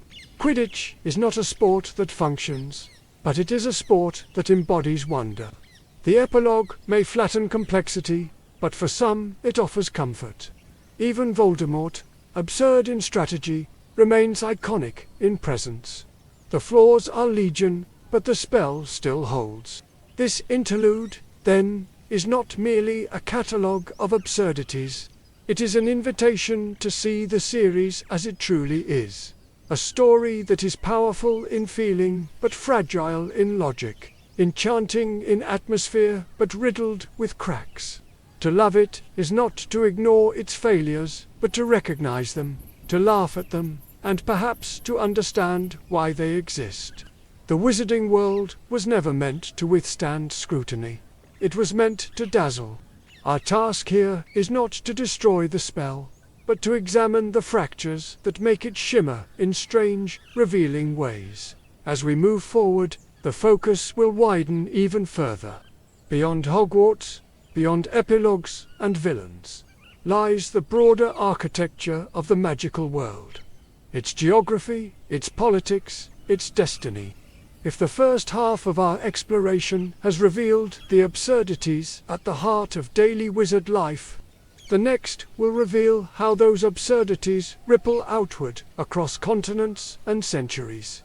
The cracks we have traced in classrooms and Quidditch fields are only the beginning. The entire world map, when unrolled, reveals fractures even deeper. The fractured spell is cast. The illusion has been pierced. But the journey continues. The wizarding world insists that it is vast. Spells are cast in every language, magical creatures roam every continent, and cultures supposedly maintain their own traditions. And yet, when the curtain is pulled back, this world reveals itself to be astonishingly small, provincial, and implausibly centralized. The greatest absurdity lies in its schools. Entire continents, diverse and populous, represented by a single institution. Hogwarts, of course, dominates Britain. It is the crown jewel of wizard education, lauded as one of the finest schools in the world. But beneath the prestige lies a strange monopoly. There is only one school in the whole of the British Isles. Every witch and wizard from England, Scotland, Wales, and Ireland must attend this single castle. No alternatives, no regional variations, no private competitors. One school, one model, one curriculum. For a society that prides itself on tradition, it is oddly uniform. Zoom out further, and the absurdity multiplies. France has Boxbatons, a school so narrowly portrayed it seems more like a finishing academy than an institution of serious study. Eastern Europe boasts Durmstrang, shrouded in secrecy, associated more with dark arts than academics. But what of Spain, Italy, Germany, Greece? What of Scandinavia, the Balkans, the Baltics? Are they all funneled into these two schools? The series offers no clarity. Only the implication that entire regions are absorbed into vague, catch-all institutions. Beyond Europe, the geography becomes outright ludicrous. South America, with its hundreds of millions of people and deep cultural diversity, is allotted a single school. Castello Bruxo, Africa, home to more than 1 billion, receives one Wegadu. Asia, the most populous continent on Earth, is granted only Mahutakoro in Japan. As though India and China, nations with millennia of magical tradition in folklore, have no institutions of their own. North America, finally, is reduced to Ilvermorny, a school in the northeastern United States that apparently serves the entire continent. Canada, Mexico, the Caribbean, none have schools of their own. The geography collapses not only in scale, but in logic. How can one institution serve such vast populations? How can a single building in Uganda educate every magical child across 54 nations? How can a castle in Brazil represent the Amazon and the Andes, the cities of São Paulo and the highlands of Peru? How can one Japanese school encompass the entirety of Asia, from Siberia to Sri Lanka? The answer, of course, is that it cannot. The wizarding world has shrunk the globe into caricature, flattening continents into monoliths, cultures into footnotes. The problem is not just implausibility, it is arrogance. The narrative presents Hogwarts as the pinnacle, the gold standard, the measure against which others are judged. Yet this superiority rings hollow when one realizes how limited the imagination is. Hogwarts may be grand, but it is provincial. A damp castle on an island, its curriculum as narrow as its worldview. The wizarding world outside Britain becomes mere decoration, invoked only when convenient for plot or spectacle. This geographical laziness mirrors the broader flaws of the series. Just as the time turner collapses logic and the epilogue collapses character, the world map collapses diversity. Instead of a rich tapestry of magical cultures, we are given stereotypes. The elegant French, the brooding Bulgarians, the mysterious Africans, the exotic Japanese. The wizarding globe is not a world at all, but a stage set, painted with broad strokes and little depth. The irony is that the real world offers endless inspiration. Every culture has folklore of spirits, sorcerers, and enchanted creatures. Every nation has traditions of healing, divination, and myth. A truly global wizarding world could have been astonishing. a kaleidoscope of magical practice reflecting humanity's diversity. Instead, it is small, narrow, and lopsided, with Britain at the center and everywhere else relegated to the margins. In the end, the geography problem is more than a quirk of world-building, it is a revelation of the series' limits. For all its ambition, Harry Potter never truly leaves the island where it was born. It pretends at universality, but delivers only parochialism. Its magic spans the globe, but its imagination does not. And so the map remains fractured, a patchwork of token institutions stretched implausibly thin across continents. A reminder that this world, for all its wonder, is far smaller than it claims to be. Why is it, one must ask, that in a supposedly global magical community, the great wizards of legend always seem to come from England? A world with schools on every continent, teeming with cultural traditions and magical lineages, somehow narrows its focus to one damp island and a handful of families. Voldemort, the feared Dark Lord, British; Harry Potter, the boy who lived, British; and presiding over it all, Albus Dumbledore, the headmaster, the genius, the titan of wizarding morality and intellect. To hear the series tell it, Dumbledore is not only the greatest wizard of his age, but perhaps the greatest of all time. But strip away the myth, and what remains is less genius than negligence. Dumbledore, revered as a wise and kindly headmaster, is in practice a man who consistently fails the very students entrusted to him. Hogwarts, under his leadership, is less a school than a gauntlet of hazards. Every year, children face mortal danger.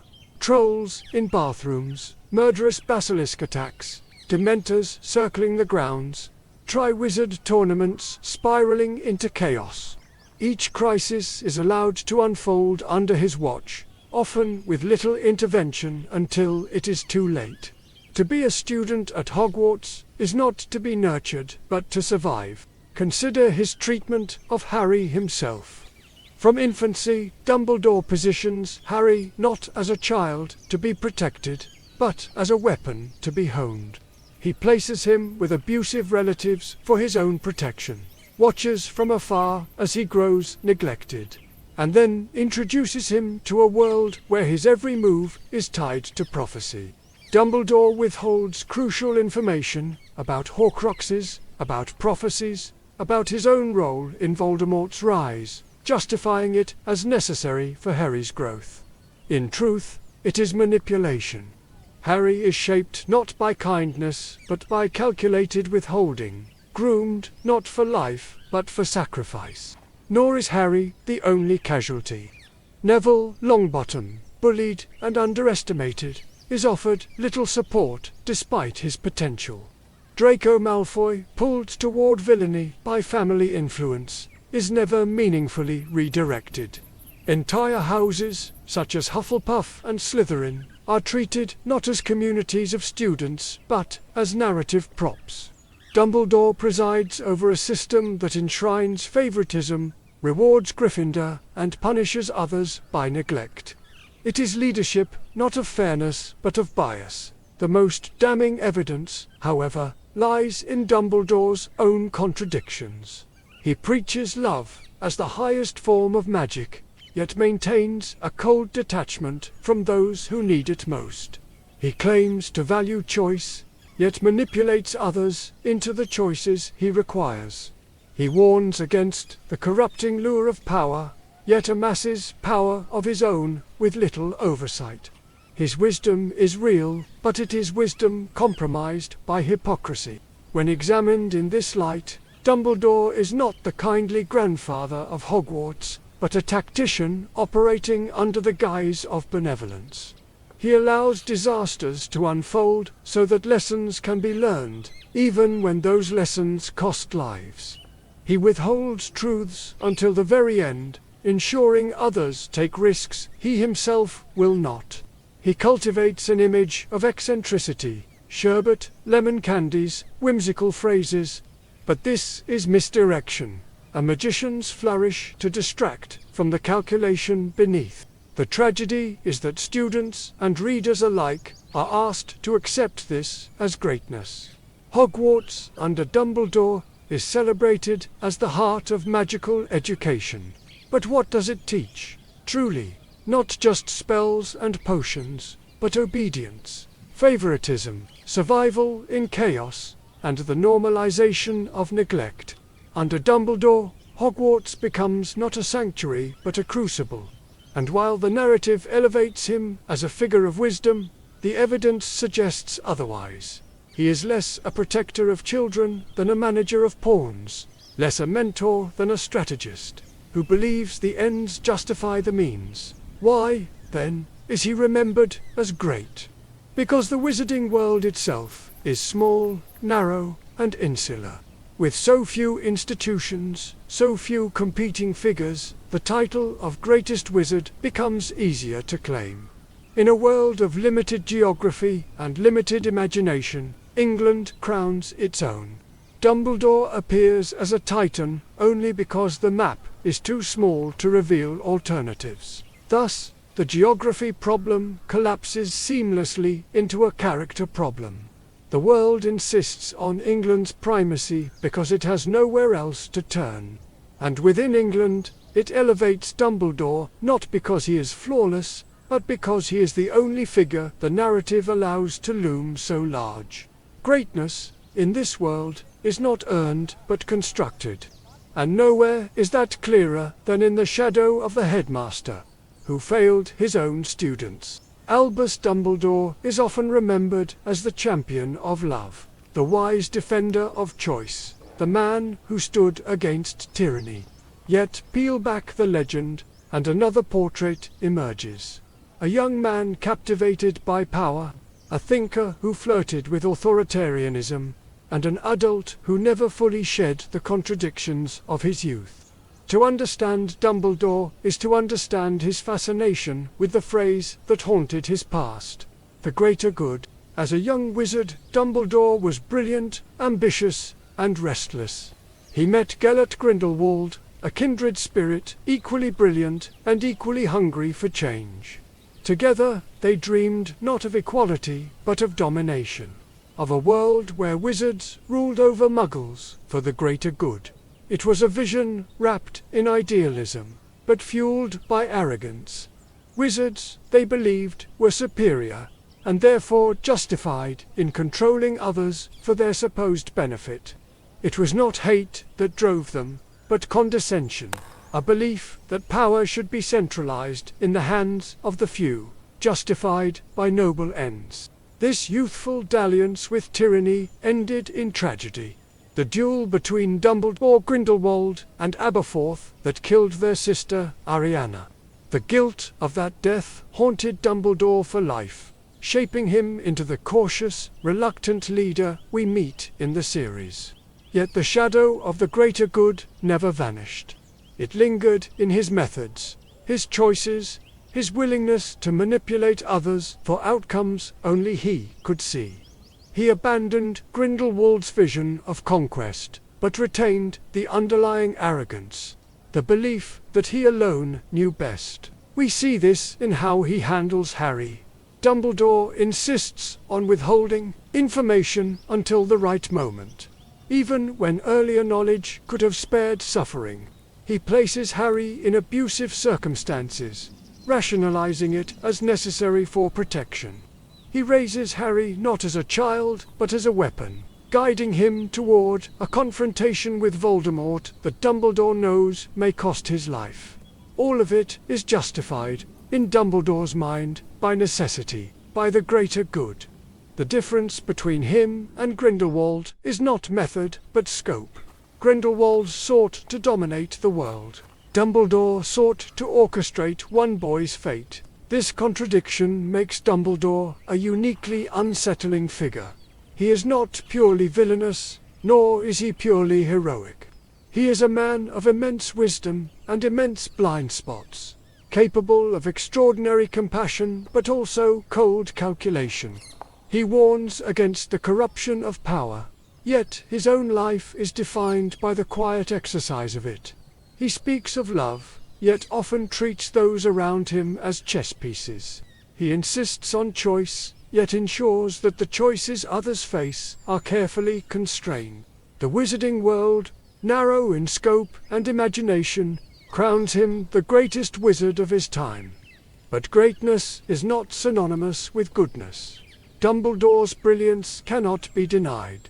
His victories against Grindelwald and Voldemort secure his legacy. Yet behind the legacy lies the uncomfortable truth.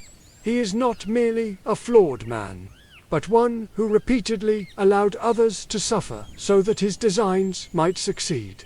The scars left by his philosophy are borne not by him but by those he manipulated. Harry, Snape, even the students of Hogwarts who lived under the constant shadow of his experiments. In the end, Dumbledore embodies the very paradox of the wizarding world.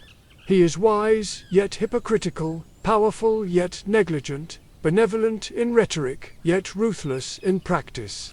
He abandoned Grindelwald's vision of domination but never escaped the logic of the greater good. And in this sense, he is less the antithesis of Voldemort than his mirror image. One sought immortality through domination. The other sought victory through manipulation. But both were willing to sacrifice others in pursuit of their ends. That he is remembered as a hero says less about Dumbledore than about the world that elevated him. A world that rewards cleverness over compassion, theatrics over accountability, manipulation over transparency. A world that insists on greatness while tolerating negligence. To revere Dumbledore is to accept these contradictions as virtues. To question him is to see what lies beneath the legend.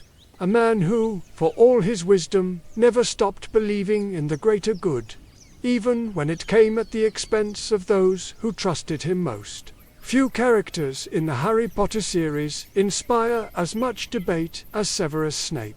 For some readers, he is the ultimate tragic hero, a man burdened by pain, forced into impossible choices, who ultimately redeems himself through sacrifice.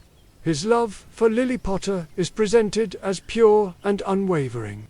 His double life as spy and protector framed as an act of unimaginable courage.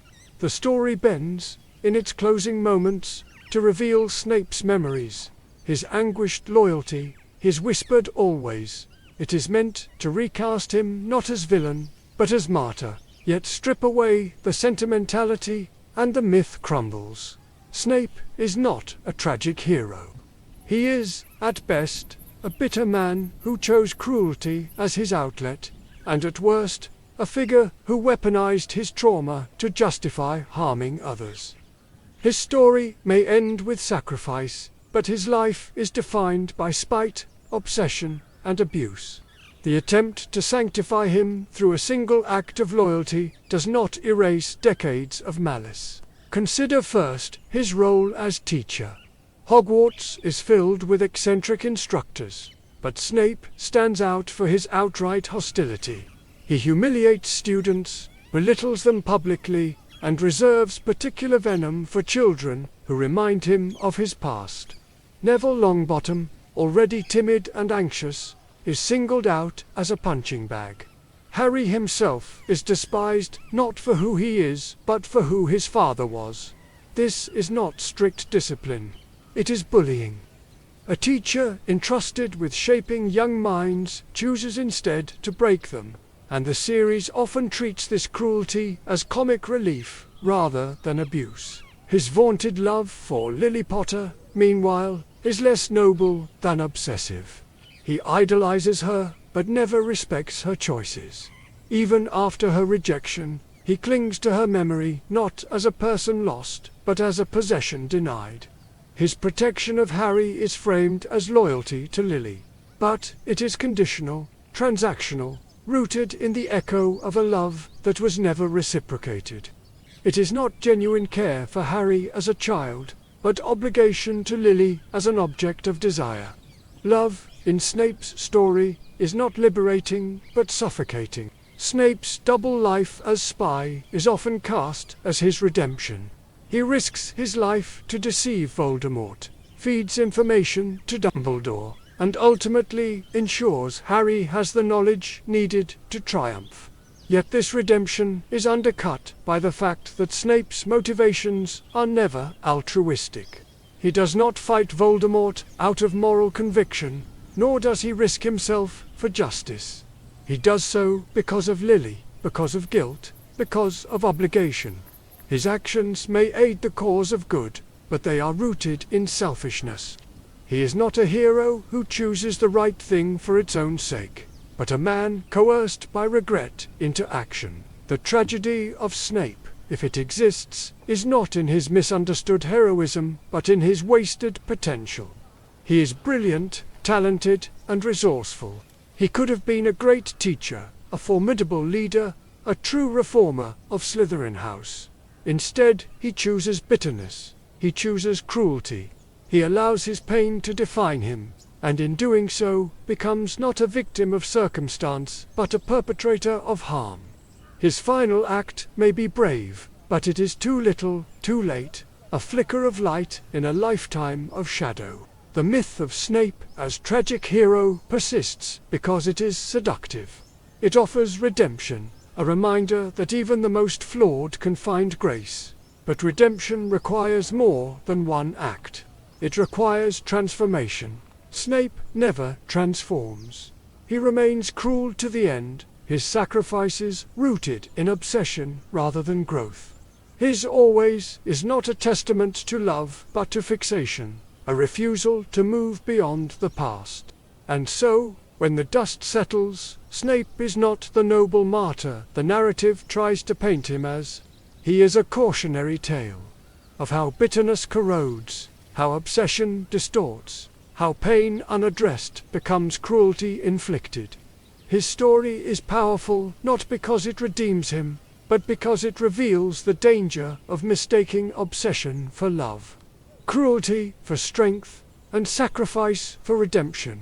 If Hogwarts is the training ground for young witches and wizards, the Ministry of Magic is the pinnacle of their society. It is the great institution that oversees law, governance, security, commerce, and culture. In theory, it should be the beating heart of wizarding politics, a structure capable of guiding its people through crisis. In practice, it is a monument to inertia, incompetence, and corruption. The ministry does not protect wizards, it paralyzes them. The first and most glaring problem is its obsession with bureaucracy over results. The ministry employs entire departments to shuffle parchment, conduct hearings, and enforce arbitrary rules, yet it consistently fails to prevent catastrophe. Voldemort rises to power not once but twice under its watch. Azkaban remains a cruel, unstable prison overseen by creatures that literally feed on despair. Magical law is inconsistently applied, subject to favoritism and prejudice. The system functions not to serve citizens, but to preserve its own routines. It is politics for politics' sake, paper stacked on paper, until the real world is drowned beneath ink. Leadership at the ministry is equally fragile. Cornelius Fudge, the minister for most of Harry's school years, embodies cowardice, masquerading as caution. Faced with evidence of Voldemort's return, he chooses denial, not because the facts are unclear, but because acknowledgement would disrupt his power. He clings to stability at all costs, even when that stability is a lie. His successor, Rufus Scrimgeour, postures as a war leader, but proves no more effective. He is a man trapped between appearances and action, unable to make either matter. In both cases, leadership becomes theatre, projecting confidence while doing nothing of consequence. This stagnation is not accidental, it is systemic. The ministry is not designed to innovate or adapt. It is designed to maintain tradition. It fears change, because change threatens its hierarchy. It fears truth, because truth requires accountability. When Dolores Umbridge is placed in power, she does not create order but rather weaponizes stagnation, suffocating dissent beneath rules and decrees. Her pink office and framed kitten plates are not whimsical details. They are symbols of bureaucracy's cruelty, the way power disguises itself in triviality, enforcing submission through absurdity. The Ministry's failures also expose a deeper flaw in wizarding culture: the absence of democracy. There is no evidence of elections, no parliament, no public participation. Ministers appear to be appointed or replaced through opaque processes, their authority unchecked by institutions of accountability. Media is co-opted, justice is inconsistent, and opposition is silenced. Wizards may sneer at Muggles for their governments, but even the most flawed democracy surpasses the Ministry in legitimacy. The wizarding world does not evolve politically, because it has no mechanism to do so. Power is preserved, not shared. The cost of this stagnation is enormous. Ordinary witches and wizards are left unprotected, their lives dictated by leaders who neither understand nor care for them. Children are placed in danger while the Ministry debates semantics. Entire wars are prolonged because acknowledgement of reality is politically inconvenient. And all the while, the Ministry insists it is in control, that the system works, that the old ways are best. It is not a government, it is a performance, and its citizens are the audience forced to applaud. What is perhaps most striking is that the wizarding world accepts this stagnation. There are no uprisings, no reform movements, no revolutionary cries. Wizards grumble, but they comply. They send their children to Hogwarts, shop at Diagon Alley, and obey the Ministry's decrees, even as those decrees fail them. The culture that produces Dumbledore and Voldemort alike also produces Cornelius Fudge, and accepts him without protest. It is a society that cannot imagine alternatives, because it has never tried. In the end, the Ministry of Magic is not just an incompetent institution, it is a metaphor for the wizarding world itself. Proud, insular, resistant to change, incapable of confronting reality. It is a government that governs nothing, a power that protects no one, a bureaucracy that confuses ritual for progress. Politics in the wizarding world is not about action, but about maintaining the illusion of order while the world around it burns. If the Ministry of Magic is the brain of wizarding society, then the Daily Prophet is supposed to be its eyes and ears. It is the newspaper of record, the institution tasked with informing the public, holding power to account, and preserving truth in times of chaos. But like so much else in the wizarding world, it collapses under the weight of its own incompetence. Instead of being a check on government power, the Daily Prophet becomes its mouthpiece. Instead of informing the public, it misleads them. Instead of courage, it offers compliance. The Prophet's failures are not subtle.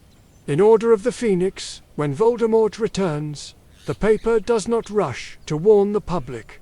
It rushes to echo Cornelius Fudge's denial. Articles smear Harry as unstable, portray Dumbledore as a schemer, and frame warnings of danger as fear-mongering. The stakes could not be higher. Lives are on the line.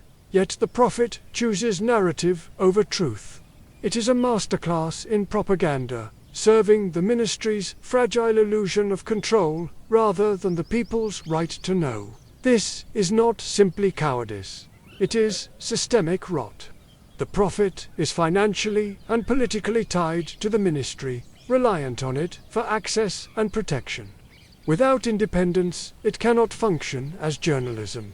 It functions, instead, as state media.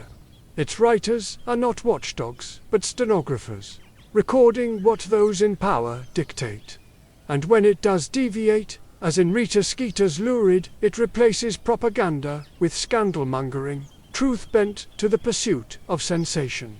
Either way, accuracy is sacrificed. The cost of these failures is immense. A society without reliable media is a society that cannot respond to crisis. When Voldemort rises, the wizarding public is left blind, lulled into complacency by false assurances. By the time the truth emerges, it is too late. Voldemort has rebuilt his forces, infiltrated institutions, and secured power. The prophet's silence is not neutral. It is complicity. Every family that suffers in the Second War does so in part because their press chose obedience over honesty. This problem extends beyond one paper. Wizarding media as a whole is conspicuously underdeveloped. There are no rival newspapers, no independent broadcasters, no culture of dissent. The prophet's monopoly is so complete that wizards do not even imagine alternatives. Information in this world is singular, fragile, and manipulable. A single headline can reshape perception because there is no competing voice to challenge it. It is not a free press, it is an echo chamber. The irony is sharp. Wizards, who pride themselves on superior knowledge, accept a media system that ensures ignorance. They sneer at Muggles for their noisy democracies and endless opinions. Yet it is those very systems of pluralism that protect truth. A flawed free press is still freer and more effective than a compliant one. The prophet may look polished on its enchanted pages, its moving photographs capturing attention, but beneath the novelty lies a hollow institution, a tool of power, not a challenger to it. The prophet's role in Harry's story underscores this danger. Harry, a teenager, is forced to fight not only Voldemort, but also a hostile press. His every word is doubted, his motives twisted, his reputation dragged through mud. The public, lacking alternative sources, believes what they are told. It is a reminder that in a society where information is controlled, truth becomes irrelevant. Reputation, policy, even reality itself can be rewritten. The prophet is not just incompetent, it is dangerous. And yet, no one resists. Wizards grumble about articles, mock Skeeter's gossip, and occasionally complain about bias. But they never build alternatives. No underground press emerges. No semistat, no competing institutions. The prophet endures because the wizarding world cannot imagine a world without it. That is perhaps the most damning indictment. Not that the prophet lies, but that wizards accept those lies as the cost of living. In the end, the Daily Prophet stands as a cautionary tale, a reminder that media is only as strong as its independence, and that when it is captured by power, it ceases to be media at all. In the wizarding world, truth is not a principle, it is a luxury. And when truth becomes a luxury, the cost is always paid in blood. Every society reveals its true values, not in its proclamations of virtue, but in how it punishes those who transgress.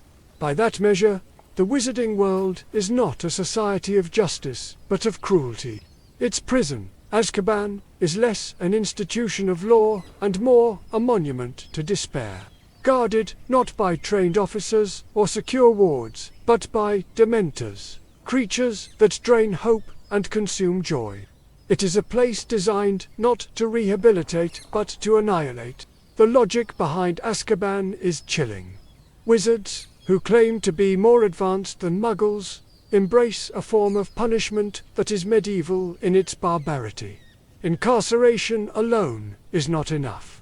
The prisoners must also be subjected to psychological torture, their very identities stripped away by creatures who feed on their souls. The sentence is not merely confinement, it is degradation. Those who survive their term do not emerge reformed. They emerge broken, hollowed, incapable of normal life. This cruelty is compounded by arbitrariness. Trials in the wizarding world are haphazard at best, entirely absent at worst. Sirius Black, an innocent man, is condemned without a hearing, left to rot in Azkaban for 12 years. His case is not an aberration, but a symptom of systemic neglect. A system so complacent, so indifferent, that it can discard due process altogether. Justice is not blind in the wizarding world, it is asleep. Even when trials occur, they are corrupted by fear and politics. The Wizengamot, the Wizarding Court, operates more like a tribunal than a deliberative body. Defendants are shackled in chains, presumption of guilt heavy in the air. Evidence is flimsy, hearsay is tolerated, and verdicts are driven by expedience. The Ministry's obsession with appearances ensures that convictions are swift, regardless of truth. The priority is not fairness, but control. The use of Dementors as enforcers further corrodes any claim to justice. These creatures are not symbols of law, but of terror. Their presence at Hogwarts, in Prisoner of Azkaban, demonstrates the Ministry's willingness to expose children to psychological harm in the name of security. Their kiss, which removes a soul, is not a sentence. It is an execution in all but name, delivered without dignity and often without oversight. That such a practice is considered legal speaks volumes about the values of wizarding governance. This system is not simply flawed, it is unsustainable. A justice system built on cruelty breeds resentment. A prison that destroys rather than reforms guarantees that released prisoners remain marginalized, feared, and alienated. A culture that tolerates wrongful imprisonment undermines its own legitimacy. The wizarding world, so quick to lecture Muggles about barbarism, reveals in its treatment of criminals that it has not advanced beyond medieval brutality. The tragedy is that ordinary witches and wizards accept this as normal. Azkaban is spoken of with dread, but not with outrage. Wrongful convictions are dismissed as anomalies, even as they repeat. The use of Dementors is treated as distasteful but necessary, as though no other options exist. Reform is never considered, because reform requires imagination, and imagination is precisely what the wizarding world lacks. In this way, justice in the wizarding world mirrors its politics and media.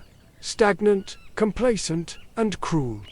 A society that refuses to examine its institutions is a society doomed to perpetuate their failures. Azkaban is not an accident. It is a reflection of wizarding values. And those values, when stripped of pretense, reveal a world less magical than medieval. A world where punishment replaces justice, cruelty replaces law, and despair is not a failure of the system but its design. If magic is limitless, why does poverty exist in the wizarding world? If wizards can conjure meals, repair homes, and travel instantly, why do entire families struggle to afford textbooks or robes? The contradictions of the wizarding economy reveal one of the strangest paradoxes of J.K. Rowling's world building. A society that possesses extraordinary powers but organizes its wealth and labor in ways that are not merely inefficient but cruel. At the heart of the problem is the galleon system. Wizarding money is portrayed as a self-contained economy based on gold, silver, and bronze coins, galleons, sickles, and nuts. On the surface, it looks quaint, a throwback to a pre-modern society. But dig deeper, and the system collapses under scrutiny. The galleon is made of solid gold, meaning wizarding currency is literally hard currency in an era when Muggles long ago abandoned such rigidity. The supply of money is fixed by metal, not by policy, leaving no room for growth, flexibility, or crisis management. Inflation, debt relief, monetary policy, none of it exists. Wizards are trapped in a static economy. Because their system cannot evolve, then there is Gringotts, the goblin-run bank that serves as the only financial institution in Britain. A single bank controls deposits, loans, vaults, and currency storage. There is no competition, no oversight, no alternatives. This is not a healthy financial sector. It is a monopoly disguised as tradition. Goblins, portrayed with unfortunate stereotypes, are both gatekeepers and outsiders, trusted to manage wizarding wealth, but denied political power. The tension is obvious. Wizards outsource their economy to those they distrust, and then blame them when the system fails. Diagon Alley, the supposed marketplace of wizard life, reveals another flaw: concentration of commerce. Every student must buy their books at Flourish and Blot's, their wands at Ollivander's, their supplies at a handful of shops. There are no alternatives, no chain stores, no rival districts. A society that prides itself on magical creativity cannot muster economic competition. Prices remain high because there is no downward pressure. Monopolies persist because no one challenges them. Wizards accept scarcity as natural, even when their magic could eliminate it. This leads to the deeper question of labor. If wizards can conjure objects and repair damage, why do they still rely on labor-intensive processes? Why are families like the Weasleys poor when Arthur Weasley could, in theory, duplicate goods or repair them endlessly? The answer is structural. The Ministry places restrictions on conjuration, transfiguration, and duplication, ensuring that wealth remains controlled. It is not that magic cannot solve poverty, it is that wizarding law forbids it from doing so. Magic is regulated to preserve inequality. House elves further complicate the picture. Entire households of wizards are supported by unpaid, magically bound servants. Their labor is not accounted for in the economy. It is invisible, normalized as tradition. Wizards who rail against the idea of Muggle enslavement have no problem enslaving magical creatures in their own kitchens. This contradiction exposes the rot at the center of wizarding economics. Wealth is not created by innovation or industry, but by exploitation. Wizards are not capitalists or communists. They are feudalists, clinging to medieval hierarchies while pretending their world is modern. The absence of jobs underscores this point. Beyond the Ministry, Hogwarts, and a few small businesses, what employment opportunities exist? Children are educated for 7 years, yet emerge into an economy that offers little beyond civil service or teaching. There is no wizarding equivalent of industry, no large-scale production, no innovation sector. Wizards live in a closed loop. Trained at Hogwarts, employed by the Ministry, supplied by Diagon Alley, governed by stagnant laws. It is an economy of stasis, not progress. This stasis breeds inequality. Families like the Malfoys thrive because inherited wealth guarantees comfort. Families like the Weasleys struggle because they lack assets. Upward mobility is non-existent because the economy offers no ladders. Even extraordinary achievement, say, winning the Triwizard Tournament, yields little in terms of financial security. Wizards live in a world where wealth is determined not by creativity or effort, but by birth and luck. It is a static hierarchy disguised as society. Technology highlights the absurdity of this system. Muggles with no magic have created global economies with stock markets, industries, and rapid innovation. Wizards, with near limitless magical capacity, cannot produce a functioning delivery system beyond owls. They cannot manage communication beyond fireplaces. They cannot imagine scaling their economy beyond one alley of shops. The irony is staggering. The supposedly superior society is economically inferior, trapped in a pre-modern model, while Muggles surpass them. And yet, no one questions this. Wizards accept their economic system as immutable, just as they accept their politics, their media, and their justice system. Poverty is treated as bad luck. not systemic failure. Wealth is treated as destiny, not privilege. Exploitation is treated as natural, not injustice. The Weasleys are not poor because the system fails them. They are poor because the system is designed to fail people like them. The wizarding economy, when viewed in full, is not magical at all. It is stagnant, monopolistic, and cruel. It is a system built not to empower its citizens, but to maintain existing hierarchies, to preserve the illusion of order while ensuring that change never arrives.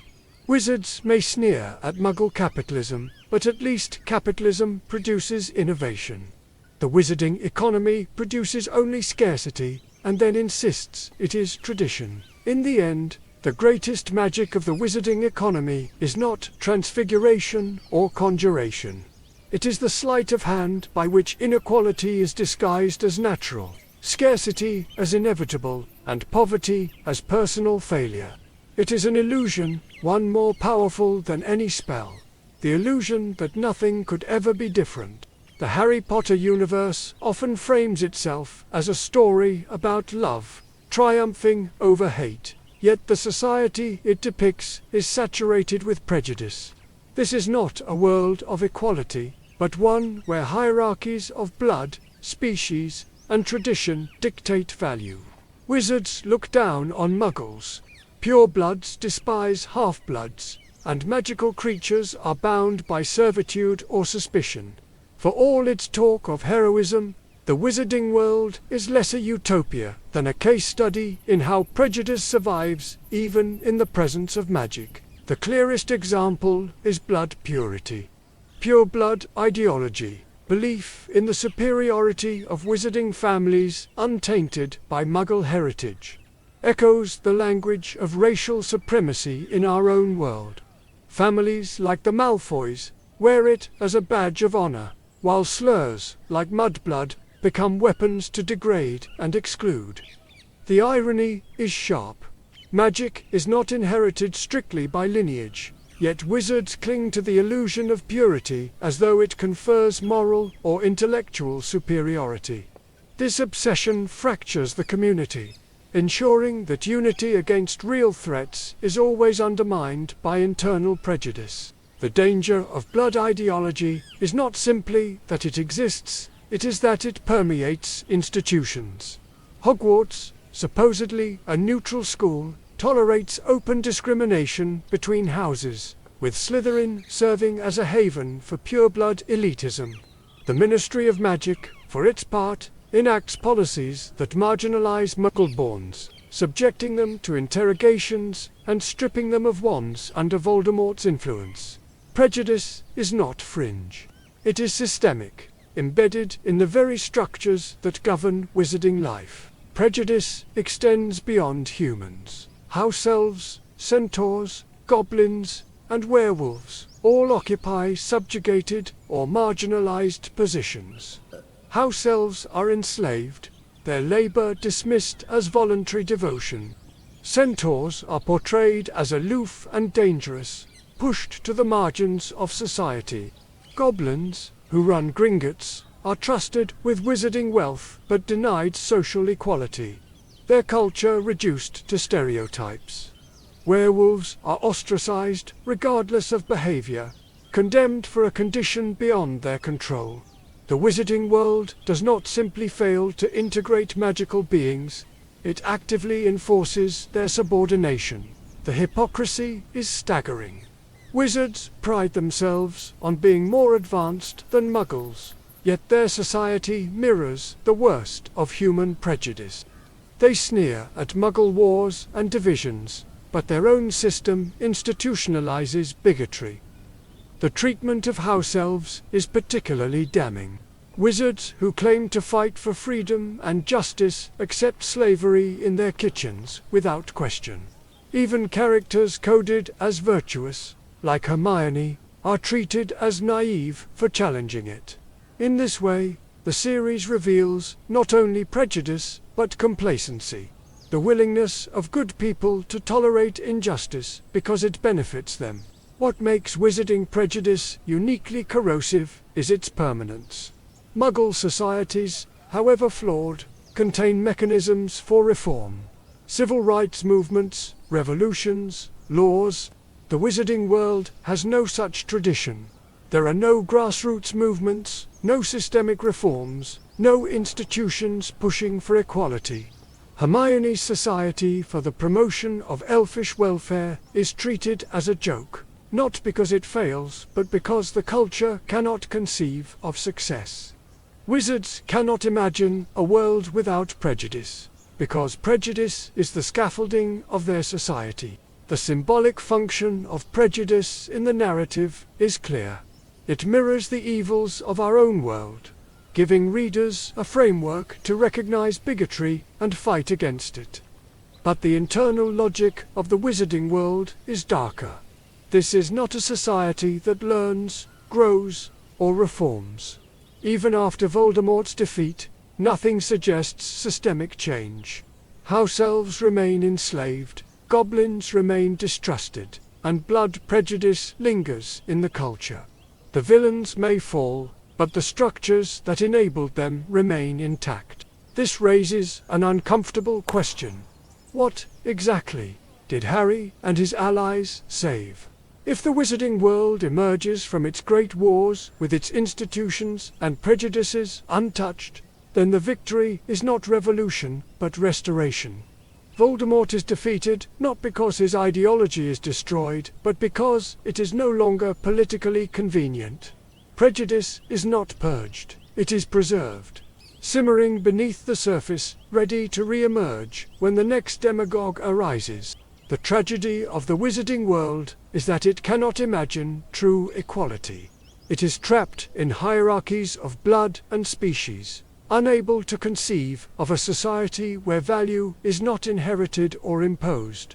Wizards wield extraordinary power, yet use it to entrench divisions rather than dissolve them. The great irony of the series is that the world Harry fights to save is not a world free of hate, but one in which hate is institutionalized, normalized, and passed from generation to generation. And so, for all its magic, the wizarding world remains profoundly ordinary in the worst way. It does not transcend human prejudice. It replicates it.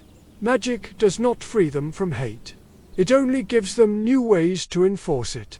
The battle against Voldemort may be won, but the deeper battle, the battle against prejudice itself, is one the wizarding world never truly fights. One of the central themes of the Harry Potter series is choice. Again and again, characters remind Harry that it is our choices that show what we truly are, far more than our abilities. It is a noble sentiment, one that frames the series as a story about agency, morality, and the triumph of will over fate. Yet the deeper one looks, the more fragile this claim becomes. For all its talk of choice, the series is bound by prophecy.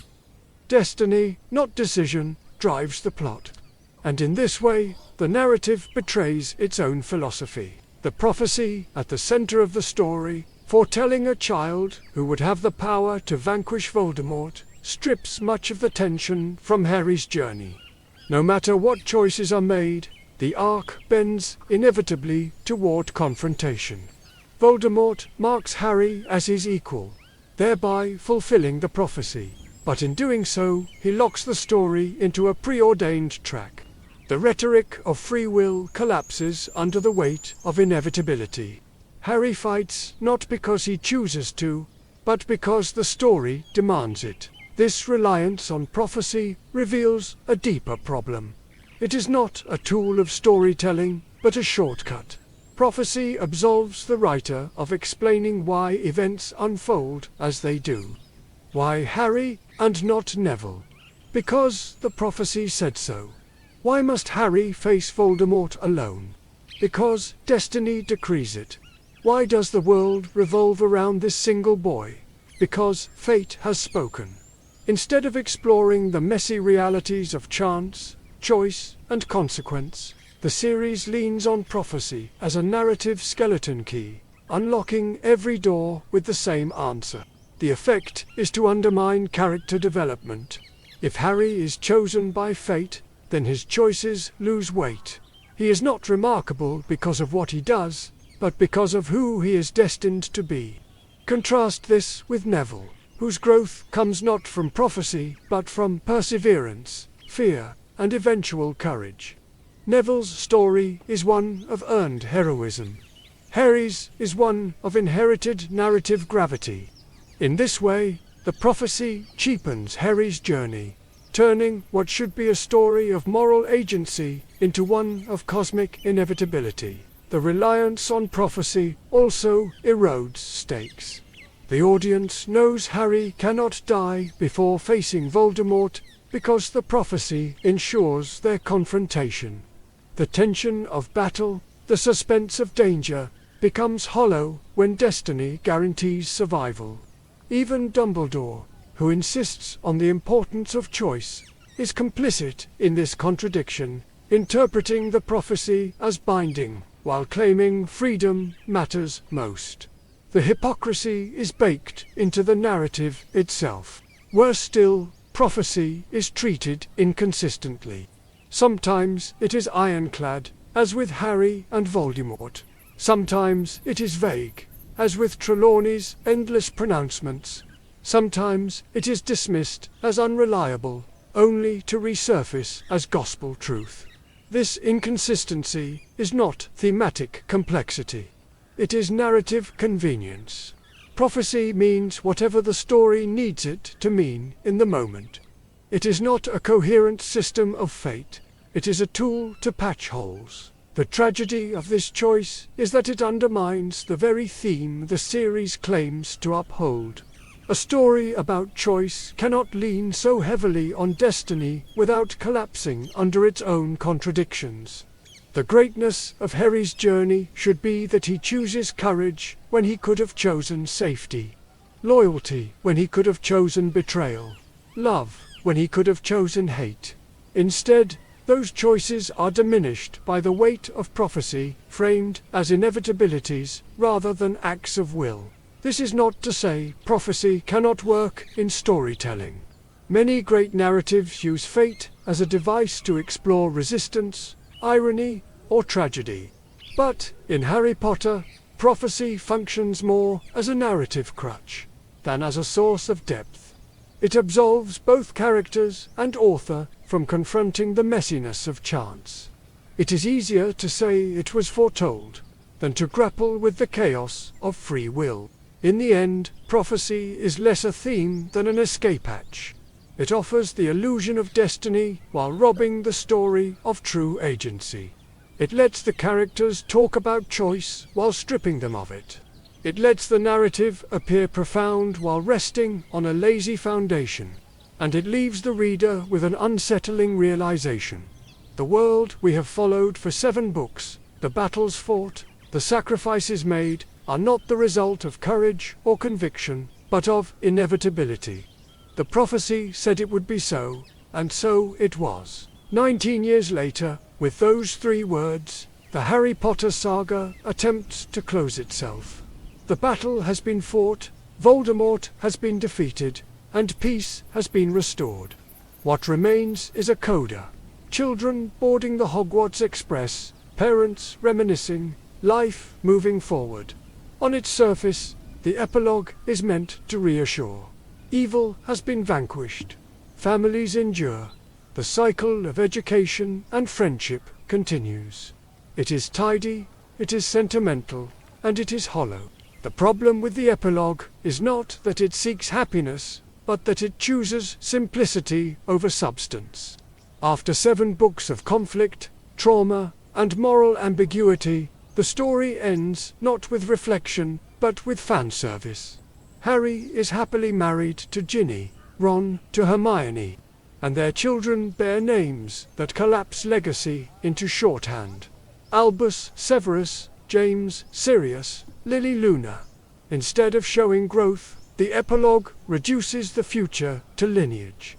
It is not an exploration of what was won, but a reassurance that nothing truly changes. This fixation on names is particularly telling. By christening his son, Albus Severus, Harry canonizes two of the most morally compromised figures in his life as unambiguous heroes. Dumbledore, manipulative and secretive, and Snape, bitter and abusive, are enshrined as role models without critique. It is as if the series, having flirted with complexity, cannot stomach it in its final pages. Ambiguity is swept aside in favor of absolutes. The message is not that heroes are flawed, but that flawed men are still heroes if the story says so. The epilogue also flattens the consequences of trauma. These characters have endured war, betrayal, and the deaths of countless friends and mentors. Yet the closing scene suggests none of it lingers. Harry is content, Ron is jovial, Hermione is serene. There is no hint of scars, of therapy, of the slow work of rebuilding after catastrophe. The war becomes a narrative inconvenience, erased in the rush to present a picture of domestic bliss. It is not healing, it is denial. More troubling still is the way the epilogue restores hierarchy rather than challenging it. Hogwarts endures, unchanged, its rituals intact. The Ministry remains the governing force. The wizarding world continues as before. House elves remain unseen. Goblins remain unmentioned. Prejudice remains unexamined. The cycle is unbroken because the story cannot imagine an alternative. The only change is that the protagonists now hold the power once wielded by their elders. It is generational succession disguised as renewal. This reveals the epilogue for what it truly is. An ending not for the story, but for the reader's nostalgia. It is less concerned with thematic coherence than with comforting the audience. Look, it says, your favorite characters grew up, found love, had children. Their lives are normal now. You can leave this world knowing that everything turned out all right. It is an appeal to sentiment, not a continuation of story. But this comfort comes at a cost. By smoothing the edges, the epilogue diminishes what came before. The hard questions raised in the final books, about corruption, about prejudice, about the nature of power, are left unanswered. The wizarding world, revealed to be broken, is presented as whole again, without explanation. The future is not earned but assumed, not built but bestowed. It is not resolution, but retreat. The irony is that the epilogue undermines the very theme it was meant to uphold. If choice defines us, as the series insists, then the end should explore how choices reshape the future. Instead, it presents the future as predetermined, inevitable, static. The children board the train just as their parents once did. The cycle repeats, and nothing truly changes. Destiny, once again, trumps agency. In the end, the epilogue is less an ending than an afterthought. It does not resolve the story's complexities, but erases them. It does not honor the sacrifices made, but glosses over them. It offers comfort where challenge was needed, nostalgia where honesty was required. It is the literary equivalent of painting over cracks in the wall.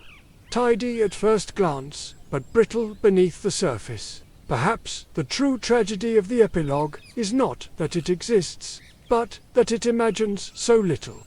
After 7 books of magic and conflict, the wizarding world is restored, not transformed. The children of Harry, Ron, and Hermione inherit the same world their parents did, unchanged and unquestioned. The cycle continues, and the opportunity for true renewal is lost. Every spell must end. Even the most carefully woven illusion eventually dissolves, leaving behind not enchantment but reality. So it is with the Harry Potter series. For 7 books, we are asked to believe in a world of wonder, a school where children learn magic, a battle between good and evil, a community hidden in plain sight. Yet once the charm wears off, what remains is not utopia, but dysfunction. The wizarding world is not noble, but negligent. Its politics are stagnant, its media complicit, its justice cruel, its economy broken, its culture poisoned by prejudice. Its heroes are manipulative, its martyrs bitter, its victories hollow. And yet, for all these flaws, the spell worked. Millions of readers, myself included, were captivated by the story. We accepted the contradictions, overlooked the absurdities, and forgave the failures. Why? Because beneath the broken systems and lazy plotting, there was something powerful, something the flaws could not erase. The series may falter as a coherent world, but as a myth, it endures. The myth is simple. Love matters. Choice matters. Courage matters. These are not novel ideas, but they are ideas worth repeating. Even when undermined by prophecy, or flattened by epilogues, or contradicted by Dumbledore's manipulations, the core message resonates. Harry wins not because he is the strongest, but because he is willing to lay down his life for others. His friends stand by him not because destiny binds them, but because loyalty does. Even in a world riddled with prejudice, corruption, and cruelty, the act of choosing kindness remains radical. This is why the series endures despite its flaws. It is not the precision of its world building that captures us, but the shape of its myth. We forgive the nonsense of Quidditch, the absurdity of wizard economics, the cruelty of Azkaban, because the story beneath them still speaks. It tells us that friendship matters, that love is stronger than hate, that even the most broken world can be worth saving if there is someone in it you care for. But we do ourselves no favors if we stop there.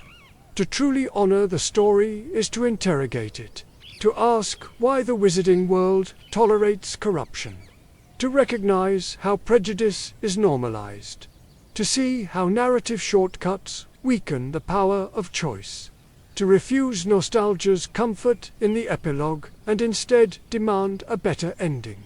The spell may break, but the lesson remains. Myths are not beyond critique. They must be questioned, challenged, reimagined, if they are to endure. Perhaps that is the real magic of Harry Potter. Not the spells, or the potions, or the castles, but the conversation it sparks. A world so obviously flawed invites us to imagine something better. A system so stagnant demands we dream of change. A story so contradictory dares us to write new ones. In its failures, the series gives us freedom. The freedom to see beyond what is written. To build worlds of our own where justice is real, prejudice is dismantled, and love does not have to fight so hard to survive. The spell breaks, but what it leaves behind is not emptiness. It is possibility. The Harry Potter series ends with its spell broken, its flaws exposed, and its legacy secured. But endings in stories are never truly endings for readers. We carry them forward, replaying the scenes, questioning the choices, weaving them into our own memories. For a generation, this series was not simply entertainment. It was a cultural landscape. Children grew up alongside Harry, teenagers debated house rivalries, adults rediscovered wonder in late-night bookstore lines. To critique the wizarding world, then, is not to dismiss its impact. It is to take it seriously enough to look at it without enchantment. What emerges from that clear-eyed gaze is paradox. This is a world with limitless potential, yet strangled by scarcity. A school that promises to nurture students, yet neglects them. A society that claims superiority, yet mirrors the worst prejudices of our own. Its politics are corrupt, its media compromised, its justice cruel. And yet, for all this, it is beloved. The books sit dog-eared on shelves, their spines cracked from rereading. The movies echo through pop culture, the theme parks hum with visitors. We know it is broken, but we return anyway. Why? Because stories are not judged by their logistics, but by their resonance. The wizarding world may crumble under scrutiny, but its myth survives.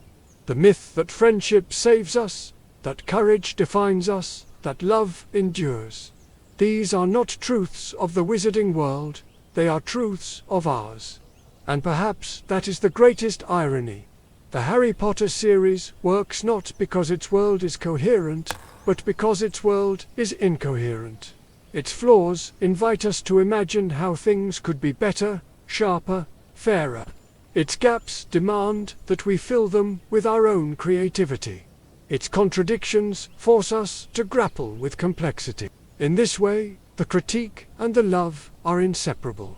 To point out the absurdities of Quidditch, the cruelty of Azkaban, the stagnation of the Ministry, is not to reject the series, but to engage with it more deeply. Nostalgia asks us to preserve the books in amber, untouched. Critique asks us to keep them alive, in dialogue with the world we live in now. And if stories shape culture, then culture must also reshape stories. What remains after the magic fades is not disappointment, but responsibility. Responsibility to question the worlds we consume, to recognize the values they reinforce, to imagine alternatives when they fall short. Responsibility to recognize that myths can be beloved and broken at the same time, and that perhaps it is in their brokenness that they matter most. The spell has broken, yes, but the conversation it leaves behind is a magic all its own. By now, we've spent thousands of words dismantling the wizarding world brick by brick, its broken politics, its nonsensical economy, its cruel justice system, its manipulative headmasters, and its heroes who are more complicated than we'd like to admit. And the truth is, it's fun. It's fun to poke holes in a series that shaped a generation, to laugh at its absurdities while still appreciating what it gave us. That balance between critique and affection is the only way to talk about Harry Potter honestly. But here's the thing. This is not the only way I've done it. If you've been enjoying this kind of analysis, I've got another piece where I pull apart even more of the wizarding world's quirks and contradictions. You can find it up in the top right, linked, if you'd like to check it out. It's a companion to what we've done here. Another hour of myth-busting, nitpicking, and digging into all the things that make Harry Potter so strangely compelling despite its flaws. For now, though, we're changing the frequency. Imagine you've turned the dial on a magical old radio. The kind that hums softly in the common room when exams are far off and the fire is low. A few crackles, a burst of static, and then there it is. The voices of Hogwarts beamed out across the castle and beyond. Welcome to Hogwarts Radio. For the next hour, we're stepping into something different. Less critique, more atmosphere. Less tearing down, more playful invention. This is the Wizarding World as broadcast. A place where gossip, music, debates, and the odd Quidditch commentary swirl together into one ongoing conversation. It's still Harry Potter. Still full of holes to laugh at and contradictions to notice, but framed as if you've just tuned in to the magical airwaves yourself. So lean back, let the dial settle, and get ready. Because the broadcast is beginning. Hogwarts Radio is live. Welcome, witches, wizards, and magical folk of every house. You're tuned in to Hogwarts Radio, broadcasting live from the very heart of the castle. Whether you're listening from the cozy warmth of the Gryffindor common room, nestled beneath the earth in Hufflepuff, gazing out from the lofty Ravenclaw tower, or tucked away in the Slytherin dungeons, this broadcast is here to keep you company. Before we dive in, let's get something out of the way. If you're enjoying the sound of this voice carried through the enchanted airwaves, don't forget to cast a quick charm of approval, the magical equivalent of a like. Imagine it as flicking your wand to conjure Lumos. a little spark of light that helps this broadcast shine brighter across the wizarding wireless network. The more sparks we gather, the further these words travel, until every corner of the castle glows with the sound of Hogwarts Radio. Tonight's program is brimming with stories and enchantments, news from the wizarding world, house triumphs, magical forecasts, and even a visit from a certain professor whose voice is more chilling than the dungeon walls. But for now, settle in. Pour yourself a goblet of pumpkin juice, nibble on a chocolate frog if one's at hand, and let the castle's ancient stones carry these words to you. This is Hogwarts Radio, where magic meets the airwaves. Here at Hogwarts, information is more than useful, it's survival. Especially with Peeves lurking around corners, eager to complicate your evening. The Quidditch season is heating up, and the schedule has been set. Gryffindor takes the pitch for practice tomorrow evening, Ravenclaw follows on Thursday, Hufflepuff will have their turn this weekend, and Slytherin, despite rumours, will not be bribing Madame Hooch with fire whiskey to gain extra time. She doesn't drink, and even if she did, she wouldn't accept it from a fourth year. Those who remember the firebolt incident last year will understand why the rules remain firm. Speaking of things flying where they shouldn't, Argus Filch has issued a stern reminder. Anyone caught borrowing school brooms for after-curfew joyrides will lose flying privileges for the entire term. His glare alone is enough to freeze a Nimbus mid-flight. And as if that weren't warning enough, Mrs. Norris has extended her patrols to the astronomy tower. Stargazers beware. Her eyes are sharper than any telescope. Professor Sprout has also issued a notice. Greenhouse 3 is strictly off-limits unless you've been invited. The mandrakes are still maturing, and their screams are powerful enough to knock out half a corridor of students. Ear protection is not optional. It's essential. And yet, someone always forgets. On a brighter note, the Ravenclaw Charms Club celebrated a remarkable achievement this week. 3 students successfully cast partial Patronuses during practice. While no Dementors were lurking nearby, Professor Flitwick insists the practice is invaluable. However, he also urges that the charm not be attempted in crowded corridors. One silvery badger startled a second year near the library, and Madame Pince's fury could rival a banshee's. Elsewhere in the castle, nearly headless Nick has announced plans for his annual Death Day gathering.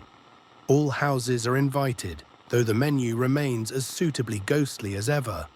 Rotting fish, mouldy cheese, and burned black pudding.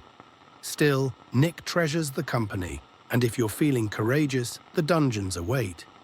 While you're there, tread carefully. The Bloody Baron has been unusually restless of late, and while no explanation has been given, Slytherins are advised to be unfailingly polite. Everyone else may wish to steer clear altogether. And now, the latest standings in the House Cup. Gryffindor currently leads with a commanding 50-point advantage, thanks in large part to their recent success in Transfiguration. Rumour has it Professor McGonagall actually smiled when a first-year transfigured a teacup with flawless silence. Ravenclaw is close behind. Hufflepuff continues to gain momentum through steady triumphs in herbology. And Slytherin, though trailing for now, surely has a plan. They always do. That concludes tonight's castle announcements. Whether you're hunched over parchment in the library, sneaking a butterbeer from the kitchens, or already tucked in beneath enchanted curtains, remember this. Hogwarts is alive with stories. Stay curious, stay alert, and most importantly, stay out of Peeves's way. Beyond the castle walls, the wizarding world stirs with its own tales of magic and mischief. The Ministry of Magic's Department for the Regulation and Control of Magical Creatures has issued a new warning. A rogue manticore has been spotted in the Scottish Highlands. Don't panic, it's far north of here. But manticores are classified as XXXX dangerous beasts. Approaching one is strictly discouraged, unless you're Professor Kettleburn, who would likely try to tame it as a pet. Meanwhile, the International Confederation of Wizards has confirmed that the next Quidditch World Cup will be hosted in Ireland. Teams are preparing, and rumours suggest the Bulgarian national team will unveil a young seeker of extraordinary promise. Keep your eyes on the skies. This cup may prove unforgettable. Closer to home, Honeydukes in Hogsmeade has unveiled a new line of chocolate frogs with collectible cards. Among the latest additions, none other than Helga Hufflepuff herself. Collectors rejoice, though be quick, as the frogs have a habit of hopping away. One unfortunate student lost a frog under the Slytherin table during supper, with disastrous results. The Wizengamot has also been busy, debating stricter laws on underage magic after a spate of misuses. The most infamous, a Muggle post office in Devon nearly drowned in enchanted howlers. The young witch responsible remains unnamed, but her family's owls are reportedly grounded indefinitely. That is one way to deliver the mail, loudly.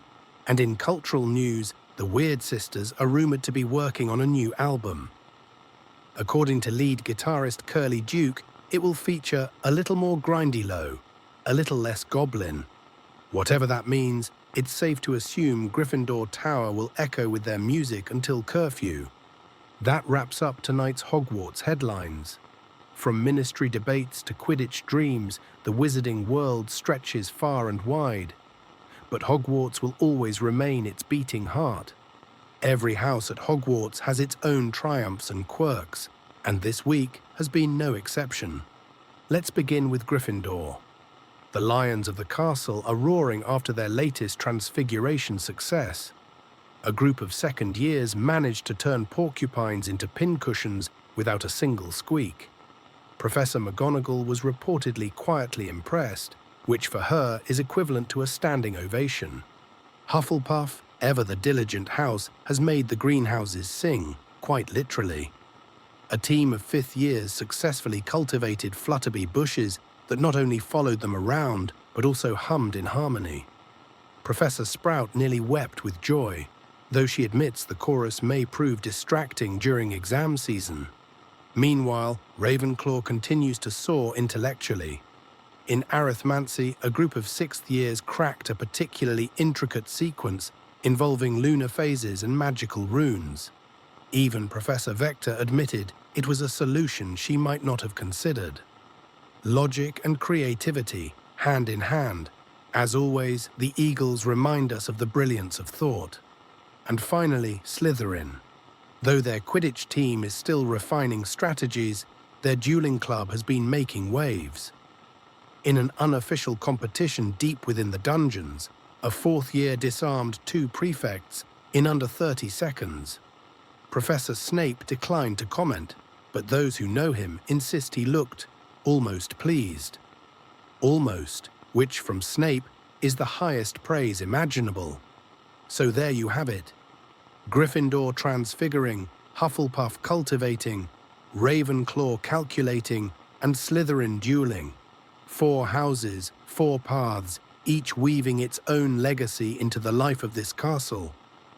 And now for the only forecast Muggle barometers cannot predict, the skies above Hogwarts. Tomorrow morning, expect a steady drizzle across the grounds, though rumours suggest the rain may glimmer faintly with gold. Professor Sinistra believes this to be the result of a rare solar alignment. Professor Trelawney, on the other hand, proclaims it a sign of great fortune, at least for those clever enough to stay dry. Not that umbrellas are of much use when the staircases insist on moving. By afternoon, conditions should clear above the Quidditch pitch, though Madam Hooch warns of mischief in the winds. Peeves has been tampering with the weather charms again, making broomsticks swerve unexpectedly. He calls it adding excitement. Players call it cheating. Over by the Black Lake, students are reminded not to toss enchanted objects into the water. The merpeople are still recovering from last week's incident with bewitched quills. Expect a thick fog to rise from the lake's surface after sundown, enchanting to behold, though the giant squid may wave a tentacle or two through the mist. consider it a greeting or a warning. And then, of course, there is the Whomping Willow. Dark clouds are gathering above its branches, a pattern not seen since last year when lightning struck the ground 3 times in a row. Best advice: admire from afar, unless you enjoy being flattened. Some call it character building. So prepare for shimmering rains, mischievous winds, foggy nights, and one very moody tree. In short, Hogwarts as usual. Gather your courage, sharpen your wits, and steady your nerves. For now, the voice you are about to hear belongs to none other than Professor Severus Snape. Students of Hogwarts, I have been informed, to my considerable surprise, that I am expected to address you through this broadcast. Why, I cannot imagine. I am neither an entertainer nor a storyteller, and I find little amusement in speaking to those who will. In all likelihood, allow my words to drift past their ears and vanish into the ether. Nevertheless, it appears I am to fulfill this obligation, and so I shall. You sit within these castle walls, surrounded by more magic than most witches and wizards will encounter in a lifetime. Yet I suspect many of you remain blissfully ignorant of the gravity of it. You imagine Hogwarts as a playground, a place for sweets, Quidditch, and whispered mischief. Perhaps you think of yourselves as adventurers in some grand tale, where every mistake will be forgiven, where every danger is neatly resolved. That delusion is as dangerous as it is childish. Magic is not a toy. It is not a diversion to amuse idle minds.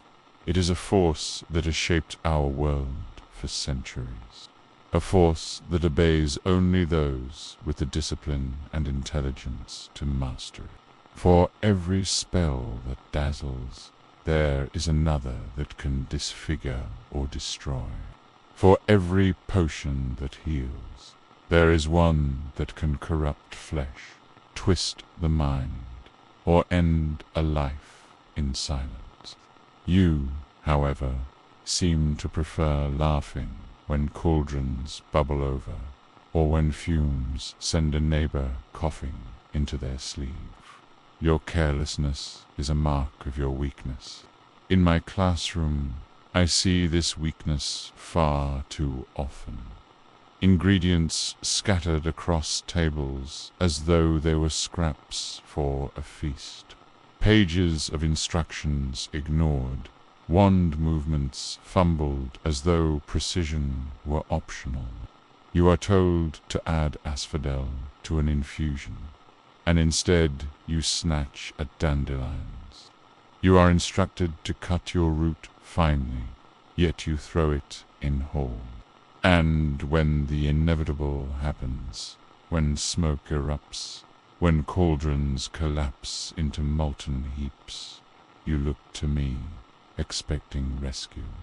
And yes, more often than not, I prevent your incompetence from spreading catastrophe across the dungeon. But let there be no mistake. I do not rescue you out of kindness. I do so because your recklessness endangers more than just yourselves. Do you even comprehend the centuries of knowledge condensed into a single potion recipe? Each line of instruction represents generations of trial, error, and sacrifice. Wizards whose names you will never know devoted their lives, sometimes gave their lives, to ensure that you could brew a single vial without killing yourselves in the process. And yet you squander their legacy with your inattention. Every droplet wasted, every rule ignored, every laugh at an exploded cauldron is not merely a mistake. It is an insult. Understand this. Hogwarts is not merely a school. It is a crucible. It is where the careless are burned away, and only the disciplined endure. Magic is not granted to you as a right. It must be earned, through effort, through diligence, through the will to take it seriously. If you treat it lightly, it will betray you. If you mock it, it will consume you. And if you ignore my warnings, then you will learn, far too late, that Hogwarts is not as forgiving as you believe. So listen, or do not. Take heed, or dismiss me as you always do. But remember this, magic does not care for excuses, and neither do I. Now, since so many of you seem determined to treat my warnings as exaggeration, allow me to remind you of a few simple truths. Potions, unlike charms or hexes, do not forgive improvisation. A spell miscast may fizzle. A potion mishandled may linger, insidious and irreversible. A single drop of the wrong substance at the wrong stage can undo hours of careful preparation and turn a simple draught into a weapon. Consider, if you will, the case of the befuddlement draught, harmless in appearance, pleasant even, if brewed correctly. Yet history records that a careless brewer once added peppermint sprigs rather than peppermint oil. The result was a toxin that rendered an entire village incapable of coherent thought for weeks. Entire families babbled nonsense, unable to remember their own names. That error was made by a wizard far more competent than most of you, and still the damage spread like fire. Or take the case of the fire-breathing potion, a concoction meant to be a curiosity, a spectacle at fairs. Mixed with too much salamander blood, however, it ceases to be amusing. The last student, foolish enough to attempt it in secret, set half of his home ablaze. His parents escaped, but his wand was found fused into the scorched floorboards, a reminder of what happens when arrogance and ignorance combine. Even something as seemingly trivial as a shrinking solution can wreak havoc. One drop too much of daisy root, and the effects do not stop at your subject. They rebound uncontrolled, shrinking anything in the vicinity. Imagine your robes collapsing into dust, your books crumbling to shreds, your wand snapping under the pressure of its own weight. Such accidents are not amusing. They are avoidable. Yet still they occur. What separates those who succeed from those who fail is not luck, but precision. The stir of a cauldron is not a casual gesture. It is a command, a dialogue with the potion itself. Stir once too many times, or in the wrong direction, and you corrupt the conversation. The potion ceases to obey and begins to resist. And when magic resists, it punishes. You treat my classroom as though it were another corridor of this castle, a place where mistakes are erased as easily as chalk on a board. But magic does not erase. It remembers every careless attempt. Every reckless experiment leaves behind residue. Some of you may already carry scars from your first-year fumblings, a lingering cough, a burn upon the hand, a mark you cannot quite explain. These are the reminders that magic gives, reminders of its nature. It is not benevolent. It is not patient. It does not indulge fools. And I, unlike some of my colleagues, do not encourage the belief that it will. By now, perhaps a few of you are beginning to grasp what I am telling you. Magic is not some quaint diversion. It is a discipline, a craft, and a mirror of who you are. Every action you take, every spell you cast, every potion you brew reflects not only your skill, but your character. Carelessness reveals itself in every scorched cauldron. Arrogance seeps out in every failed incantation. And ambition, when guided by discipline, can produce results that will outlive you by centuries. This castle is filled with ghosts, but not all of them are visible. The corridors echo with centuries of students who failed to take their work seriously, who believed that Hogwarts would shelter them from the consequences of their own incompetence. Their names are forgotten, but their mistakes remain woven into the history of this place. Do not imagine that you are immune to becoming one of them. Some of you, perhaps, believe yourselves to be destined for greatness. A noble delusion, though one that I occasionally encourage. Greatness is not bestowed. It is not handed out with your wand or sewn into the lining of your robes. It is earned through painstaking work, through endless repetition, through the ability to face failure without collapsing into excuses. It is earned through sacrifice, focus, and the ability to endure scorn. Most of you will not achieve it, and that, I assure you, is entirely your own fault.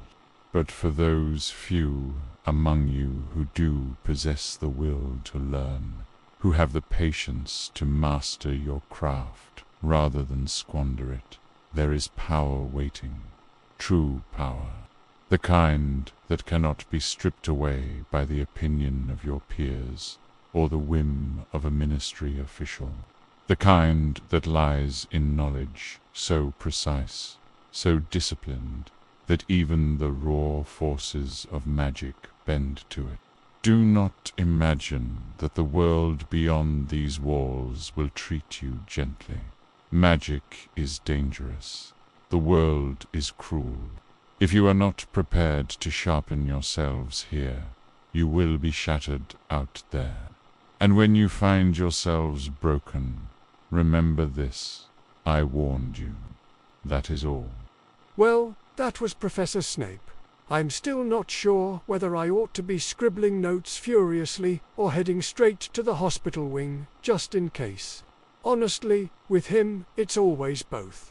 He has a way of reminding us that every wrong stir of a cauldron is just one step closer to doom. Inspiring in its own terrifying way. And yet, he's not wrong. Hogwarts isn't all games and butterbeer. Magic demands respect, even if some of us would rather spend our evenings testing how many Bertie Bott every flavour beans it takes before you end up with a soap one, or worse, earwax. Still, take his words seriously, study hard, pay attention, and, for Merlin's sake, don't explode your cauldrons. Not only will it land you in detention, it will give me far too much grim material to cover here. And trust me, I'd prefer fewer grim reports. So, let's all take a breath, shake off that wave of dread, and turn to something a little lighter. It's time for Quidditch Corner. And here, I'll admit it, I'd rather be in the stands with a butterbeer than tracking the finer details of standings. But even I couldn't miss the roar of Gryffindor Tower after their recent match. The first big game of the term, Gryffindor versus Slytherin, ended in dramatic fashion. Harry Potter and Draco Malfoy dove for the snitch at the exact same moment, but Potter managed to outmaneuver his rival by mere inches, snatching it cleanly from the air. Final score, Gryffindor 250, Slytherin 60. The echoes of celebration rolled across the castle late into the night. Meanwhile, Hufflepuff and Ravenclaw are still deep in training for their upcoming showdown. Hufflepuff's keeper has been seen practicing almost without pause. determined to block Ravenclaw's swift and clever chasers. It promises to be a fascinating clash, Ravenclaw's speed and strategy against Hufflepuff's stubborn defense. My gold would be on Ravenclaw, not literally, of course. Betting is strictly forbidden. Officially, Madam Hooch has also issued her annual reminder.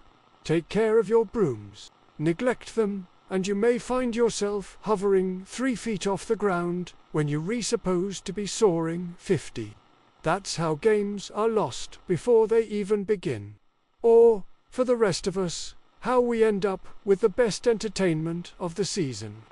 As it stands, Gryffindor leads the House Quidditch Cup thanks to their victory over Slytherin. But the season is young, and as every Quidditch fan knows, everything can change in a single dive for the snitch, or a single bludger to the head. And remember, Hogwarts Quidditch doesn't just need players, it needs fans. Without you cheering in the stands, half the magic of the game is lost. Unless Peeves shows up, of course. Then it's double the chaos, none of the magic. Yes, Quidditch season is alive and well. Scores, star players, broomstick, catastrophes, all to come. For now, polish your brooms, practice your dives, and keep your eyes on the skies. Now, let's move on to one of my favorite features: magical mishaps and safety notices.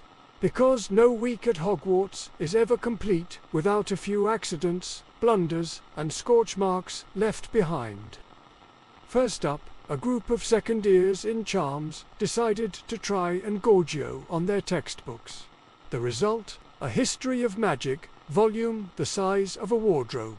It now takes 2 prefects to drag it down the corridor. Professor Binns has called it most inconvenient, though to be fair, it may be the most attention his subject has ever received. The hospital wing has also been busy. 3 students were admitted with minor burns, after attempting to improve their fire whiskey by slipping it into a cauldron of pepper-up potion. The steam cloud not only set off smoke alarms, but turned the students' ears bright orange for 12 hours. Madame Pomfrey continues to advise against such experiments, though she was still muttering about dunderheaded Gryffindors when last I passed by. Meanwhile, the Great Hall itself suffered a hiccup. Instead of reflecting the night sky, the enchanted ceiling decided to project the weather over Hogsmeade, which, unfortunately, was enduring a heavy snowstorm at the time. Several dinners vanished under a blanket of magical snow before the staff corrected the error. On the bright side, snowball fights in the Great Hall are now officially a thing. Finally, a warning from Filch. Whoever left a bag of dung bombs under the grand staircase will be caught and punished severely. Peeves, naturally, denies all involvement, which all but guarantees he masterminded it. Until further notice, avoid the area, or at least prepare to lose your sense of smell. So take this as your reminder. Magic is a powerful gift. Treat it with respect, or, at the very least, don't get caught when you don't. And before we close, something a little different. At Hogwarts Radio, it isn't just professors or prefects who have their say. Every now and again, one of us shares a story from within these ever-shifting walls. Tonight, that voice is mine. I should begin by admitting I had no intention of finding anything strange that evening. My only plan was to return a borrowed volume on advanced enchantments to the library before. I should begin by admitting that I had no intention of finding anything strange that evening. My only plan was to return a borrowed volume on advanced enchantments to the library before Madame Pants noticed it had overstayed its welcome. The corridors were quiet, and I thought the trip would be uneventful.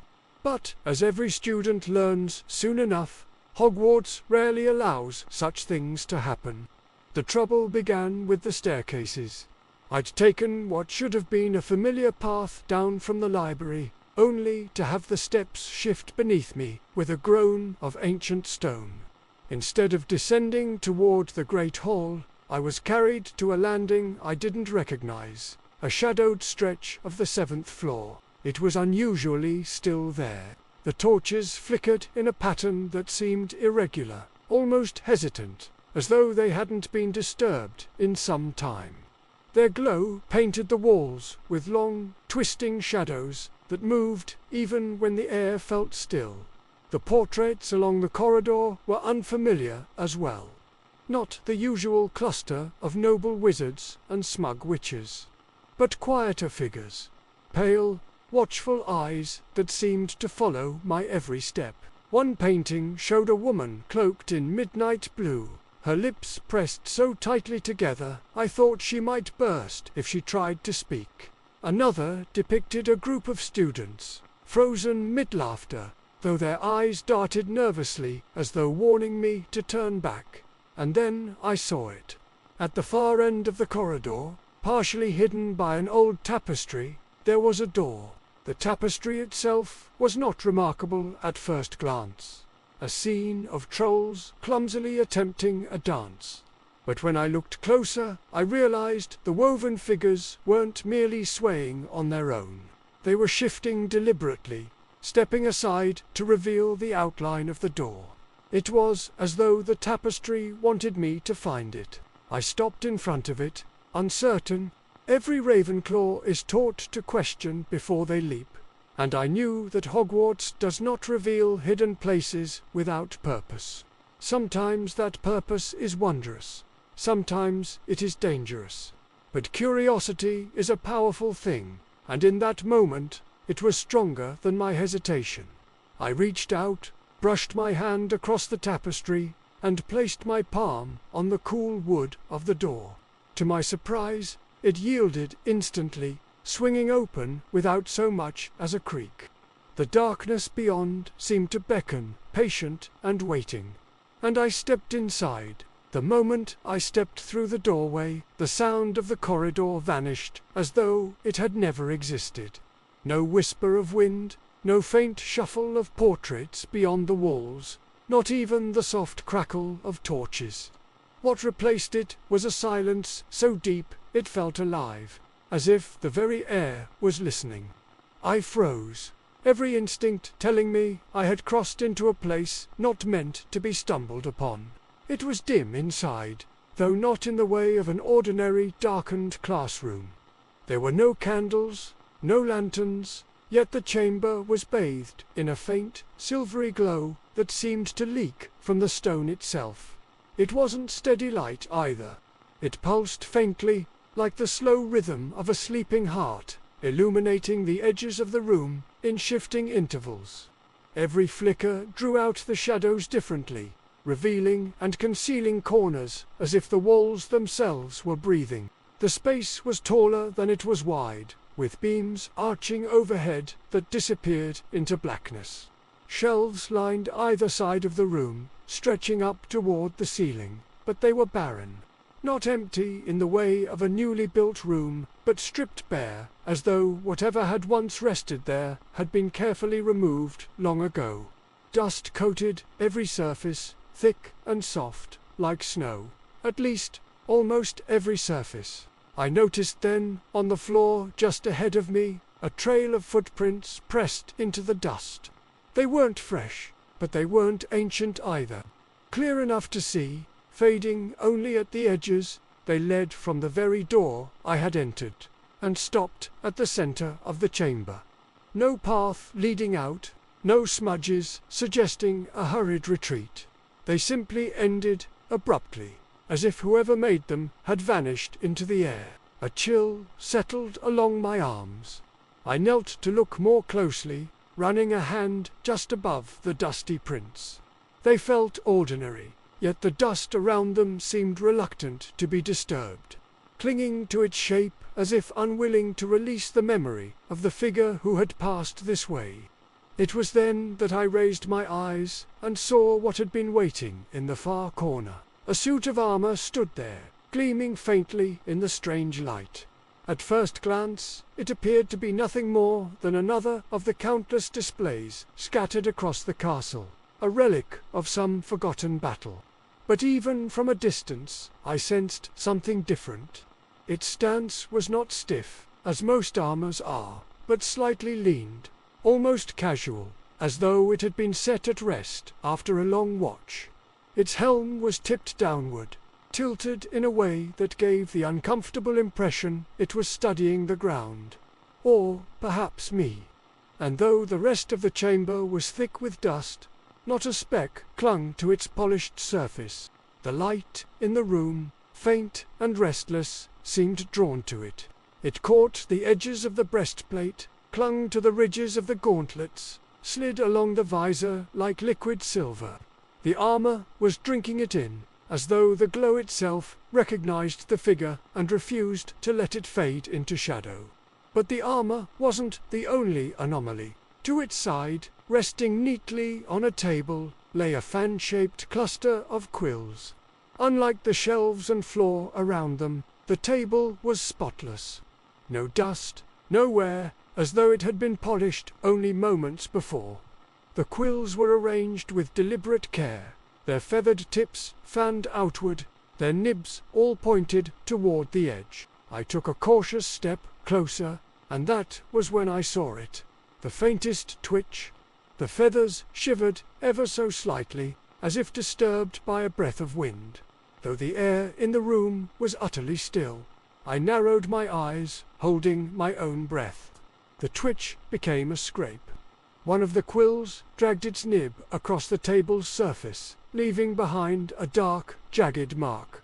There was no inkpot, no sauce, and yet the line gleamed as though wet, stark, against the pale wood. I felt a tightness in my chest then, the kind you feel when you realize you are being watched. Not just observed, but regarded, assessed. The quills seemed aware of me, restless in their neat arrangement, waiting. And the armor, it hadn't moved. Not truly. But I could not shake the feeling that its helm was no longer tilted toward the floor, but upward, fixed directly upon me. I considered leaving, just retreating through the door and convincing myself I had seen nothing at all. But when I turned my head, the tapestry had fallen across the entry, sealing the way I had come. The light from outside was gone.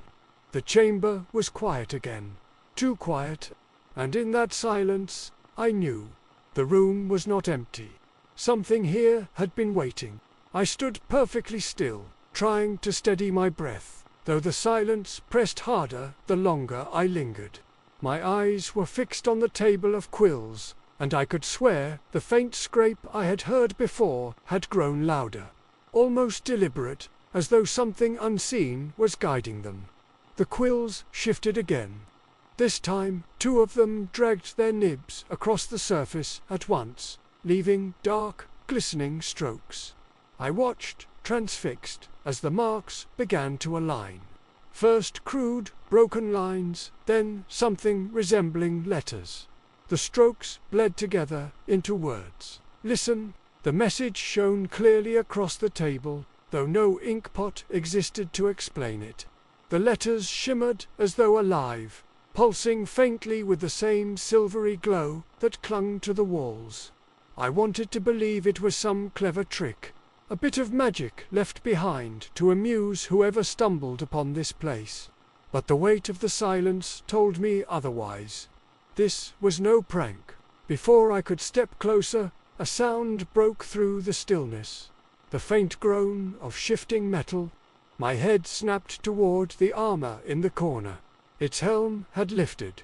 Slowly, deliberately, it straightened, rising from its tilted rest until it loomed tall and unyielding in the half-light.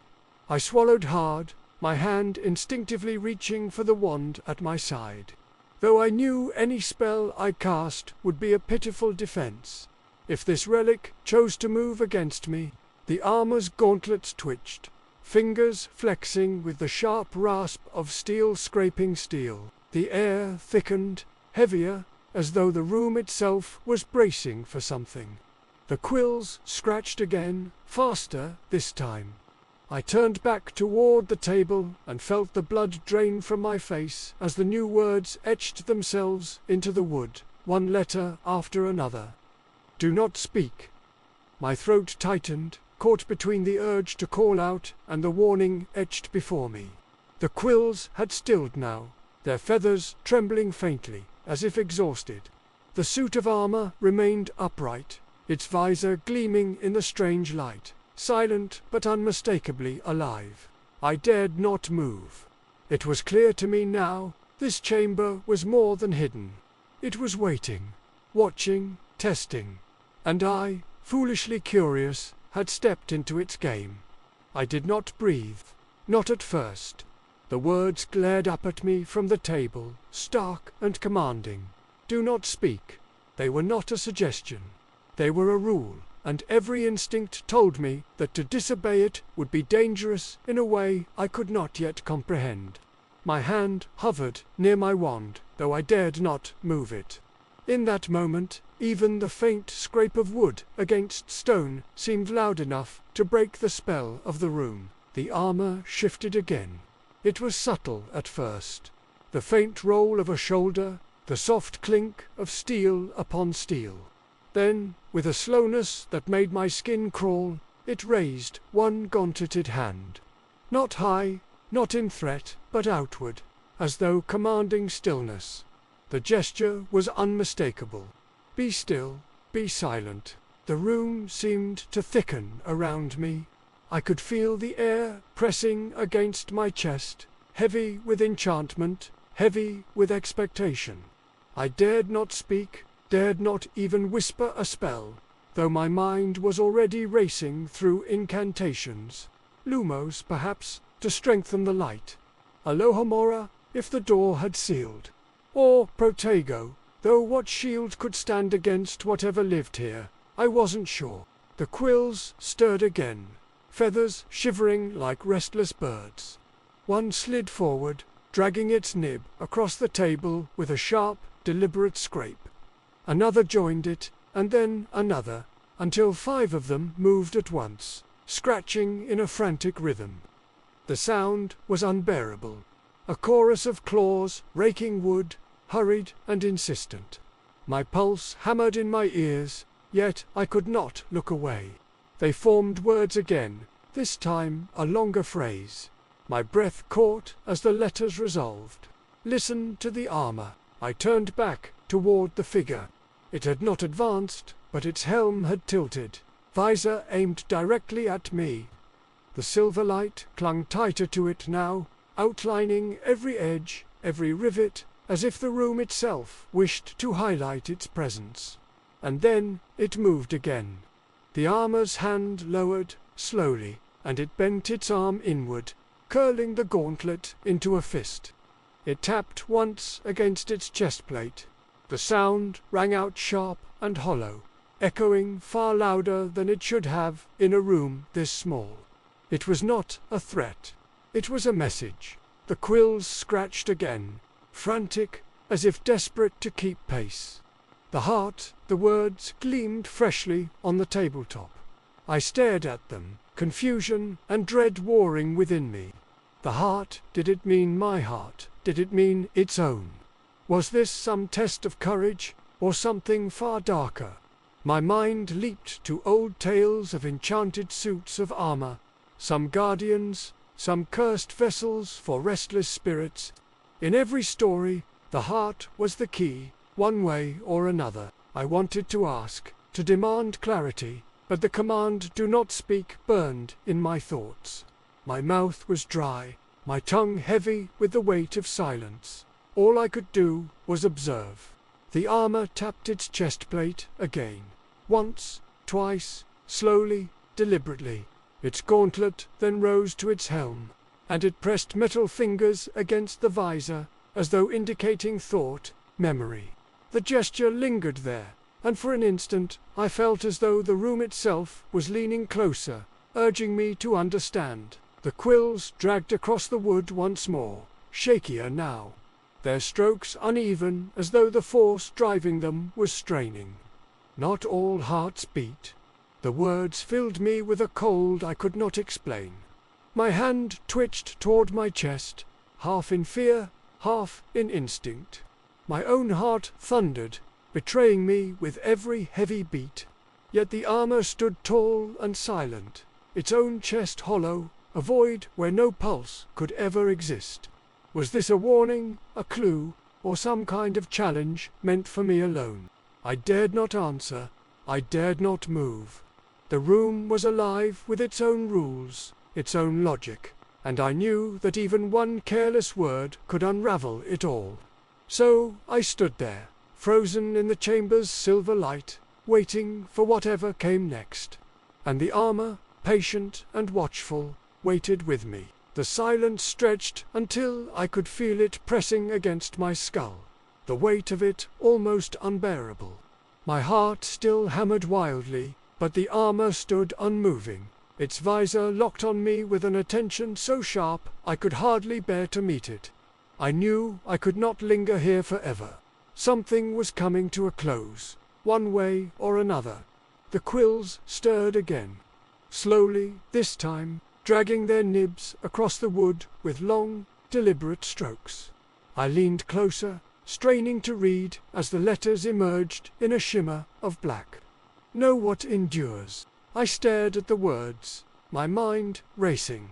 Knowledge endures, I thought. Memory endures. Perhaps even mistakes endure.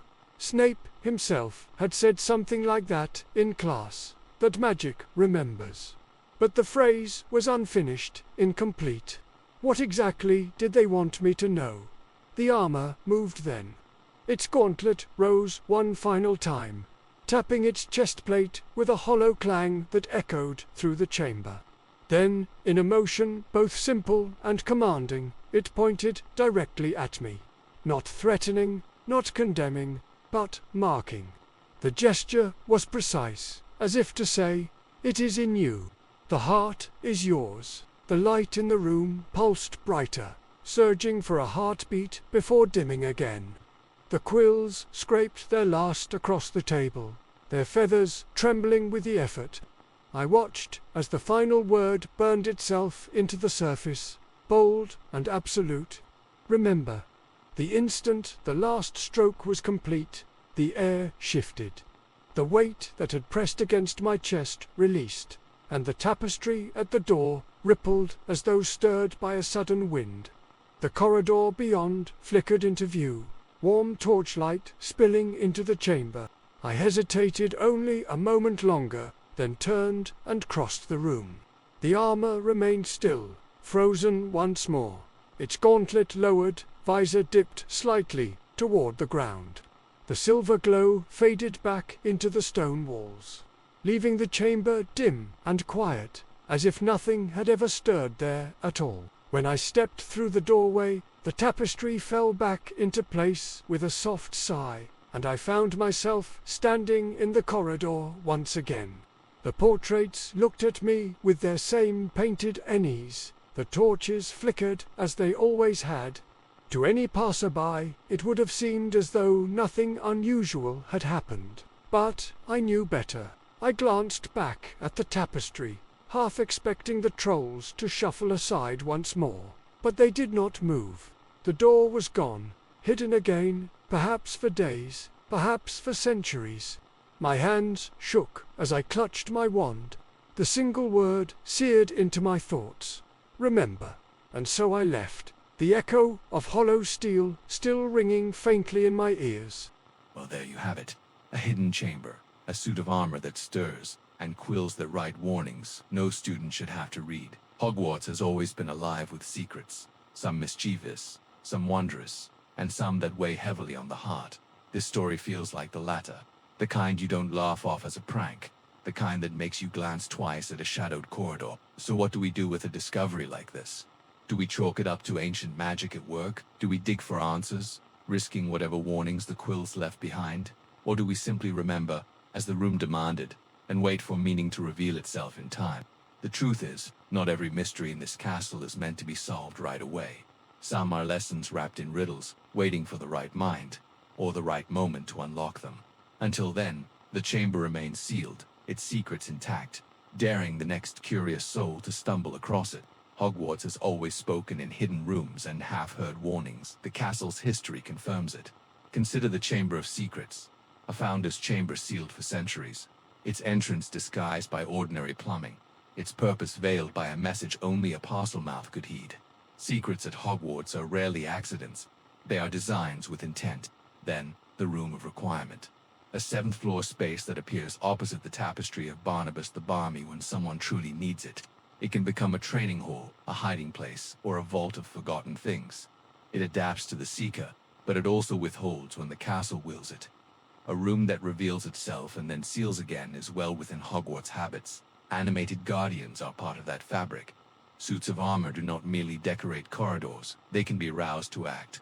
During the Battle of Hogwarts, Professor McGonagall awakened them with Patatum Locomotor to defend the school. When steel stirs, it is usually because the castle wants a message delivered or a threshold defended. As for quills that write on their own, the wizarding world has seen words take on a will. Tom Riddle's diary answered in ink, the Marauder's map conversed with passwords, and Dolores Umbridge's quill etched what it wrote into skin. Enchanted script is not novel here. It is a known method for warnings, bindings, or tests. Do not speak is the sort of injunction tied to ancient wards that punish the wrong question, the wrong voice, or the wrong timing. Not all hearts beat fits Hogwarts too. Ghosts roam its halls. Portraits advise long after their subjects have died. Inferi once answered to a dark wizard's call beyond these grounds. Life and agency at Hogwarts do not always require a heartbeat. The castle preserves echoes, memories, and oaths as if they were living counsel. Finally, know what endures and remember Hogwarts keeps what matters. Relics in headmasters' offices. Memories and pensive promises stitched into house traditions. The school's magic favors endurance, loyalty, knowledge, and the intent behind spells. When a room says remember, it may be less a threat than an assignment. Carry the warning forward until its meaning becomes clear, so the pattern fits. A sealed chamber that instructs silence, an awakened guardian, writing that directs, and a dismissal only when the lesson is set. Hogwarts has taught this way before. It is teaching again. Of course, it is one thing to explore the lore of Hogwarts and another to live day by day within its shifting walls. If the Ravenclaw student's tale reveals anything, it is this. Curiosity is a fine trait, but without caution, it can become perilous. Hogwarts has always rewarded the bold. Those who dare, who innovate, who ask questions others are too timid to voice. Yet it has also been merciless to the careless. The difference between discovery and disaster often lies in the smallest choice, whether it is stepping forward when the door creaks open, or turning back before the castle itself decides you have stayed too long. If ever you should find yourself faced with a hidden chamber, remember first that solitude is your enemy. No matter how tempting it is to claim a secret for yourself, do not wander in alone. A friend at your side offers more than company. They are an anchor, a witness, and a voice of reason when wonder clouds your judgment. Too many tales in Hogwarts history begin with "I thought I could manage it on my own," and end with detentions, scars, or worse. Second, speak of what you find. Hogwarts is a place of riddles, yes, but secrets kept too tightly often return to haunt those who guard them. A prefect or professor may not hold all the answers, but they do carry the experience to weigh warnings properly. Even a head of house, stern though they may be, would rather hear of a hidden chamber from your lips than from Madame Pomfrey as she tends your injuries after the fact. Third, treat every enchanted object with the gravity it deserves. If armor stirs, do not laugh it off as a trick of the light. If quills write of silence and endurance, do not dismiss their words as nonsense. In a castle where portraits advise, staircases wander, and ghosts share gossip, even the smallest message can be a thread woven into a larger pattern, and never provoke such objects in jest. The castle may allow mischief, but it rarely tolerates mockery of its deeper magics. Finally, perhaps the most difficult advice of all, know when to turn away. Hogwarts thrives on testing our limits, and there will always be the temptation to push further, to peer behind every curtain and unseal every chamber. But not every door is meant to be opened twice. Restraint, though it may feel like surrender, is often the truest form of courage. A lesson unlearned today may return tomorrow, and the castle will decide when you are ready for it. For those of you who lean toward mischief more than prudence, yes, I see you. Let me offer this reminder: enchanted quills are for note-taking, not for scribbling doom across parchment. If the writing turns grim, it is not a prank worth savoring. Hogwarts has a way of taking jokes and sharpening them into lessons no one laughs about later, because at the end of the day, the castle does not simply teach spells and potions, it teaches survival, and some of its lessons, once written, leave marks that linger long after scars have healed. So there it is, listeners, a story that clings to the mind like dust in a forgotten corridor, proof once more that Hogwarts is a castle alive with secrets. A chamber sealed by magic, warnings scratched into parchment by quills with no hand to guide them, and an armored guardian that moves with deliberate intent. It is a reminder that our school is as much a riddle as it is a refuge, equal parts sanctuary and challenge. Here, courage is not only found on the Quidditch pitch or in dueling practice, but in the quiet resolve to carry strange truths without losing yourself to fear. But Hogwarts is never only shadows. For every hidden room there is a common room fire where friends gather and laugh. For every cryptic warning there is the cheerful chatter of the Great Hall, full of clinking goblets and the rustle of owl posts. Life at Hogwarts is balance. Mystery on one side, joy on the other, and it is that balance that keeps us steady. And so, it feels only right that after a tale steeped in mystery, we turn now toward something brighter. Something that reminds us magic isn't only about wards, curses, or ancient riddles. Magic is also found in rhythm, in song, in the way a melody can enchant the heart as surely as a spell enchants the air. That, dear listeners, is why Hogwarts Radio now presents one of our most beloved traditions, the Magical Music Hour. This is the moment when the airwaves belong not to professors, not to prefects, not even to hidden chambers, but to music itself. Tonight we'll celebrate the sounds that stir the wizarding world.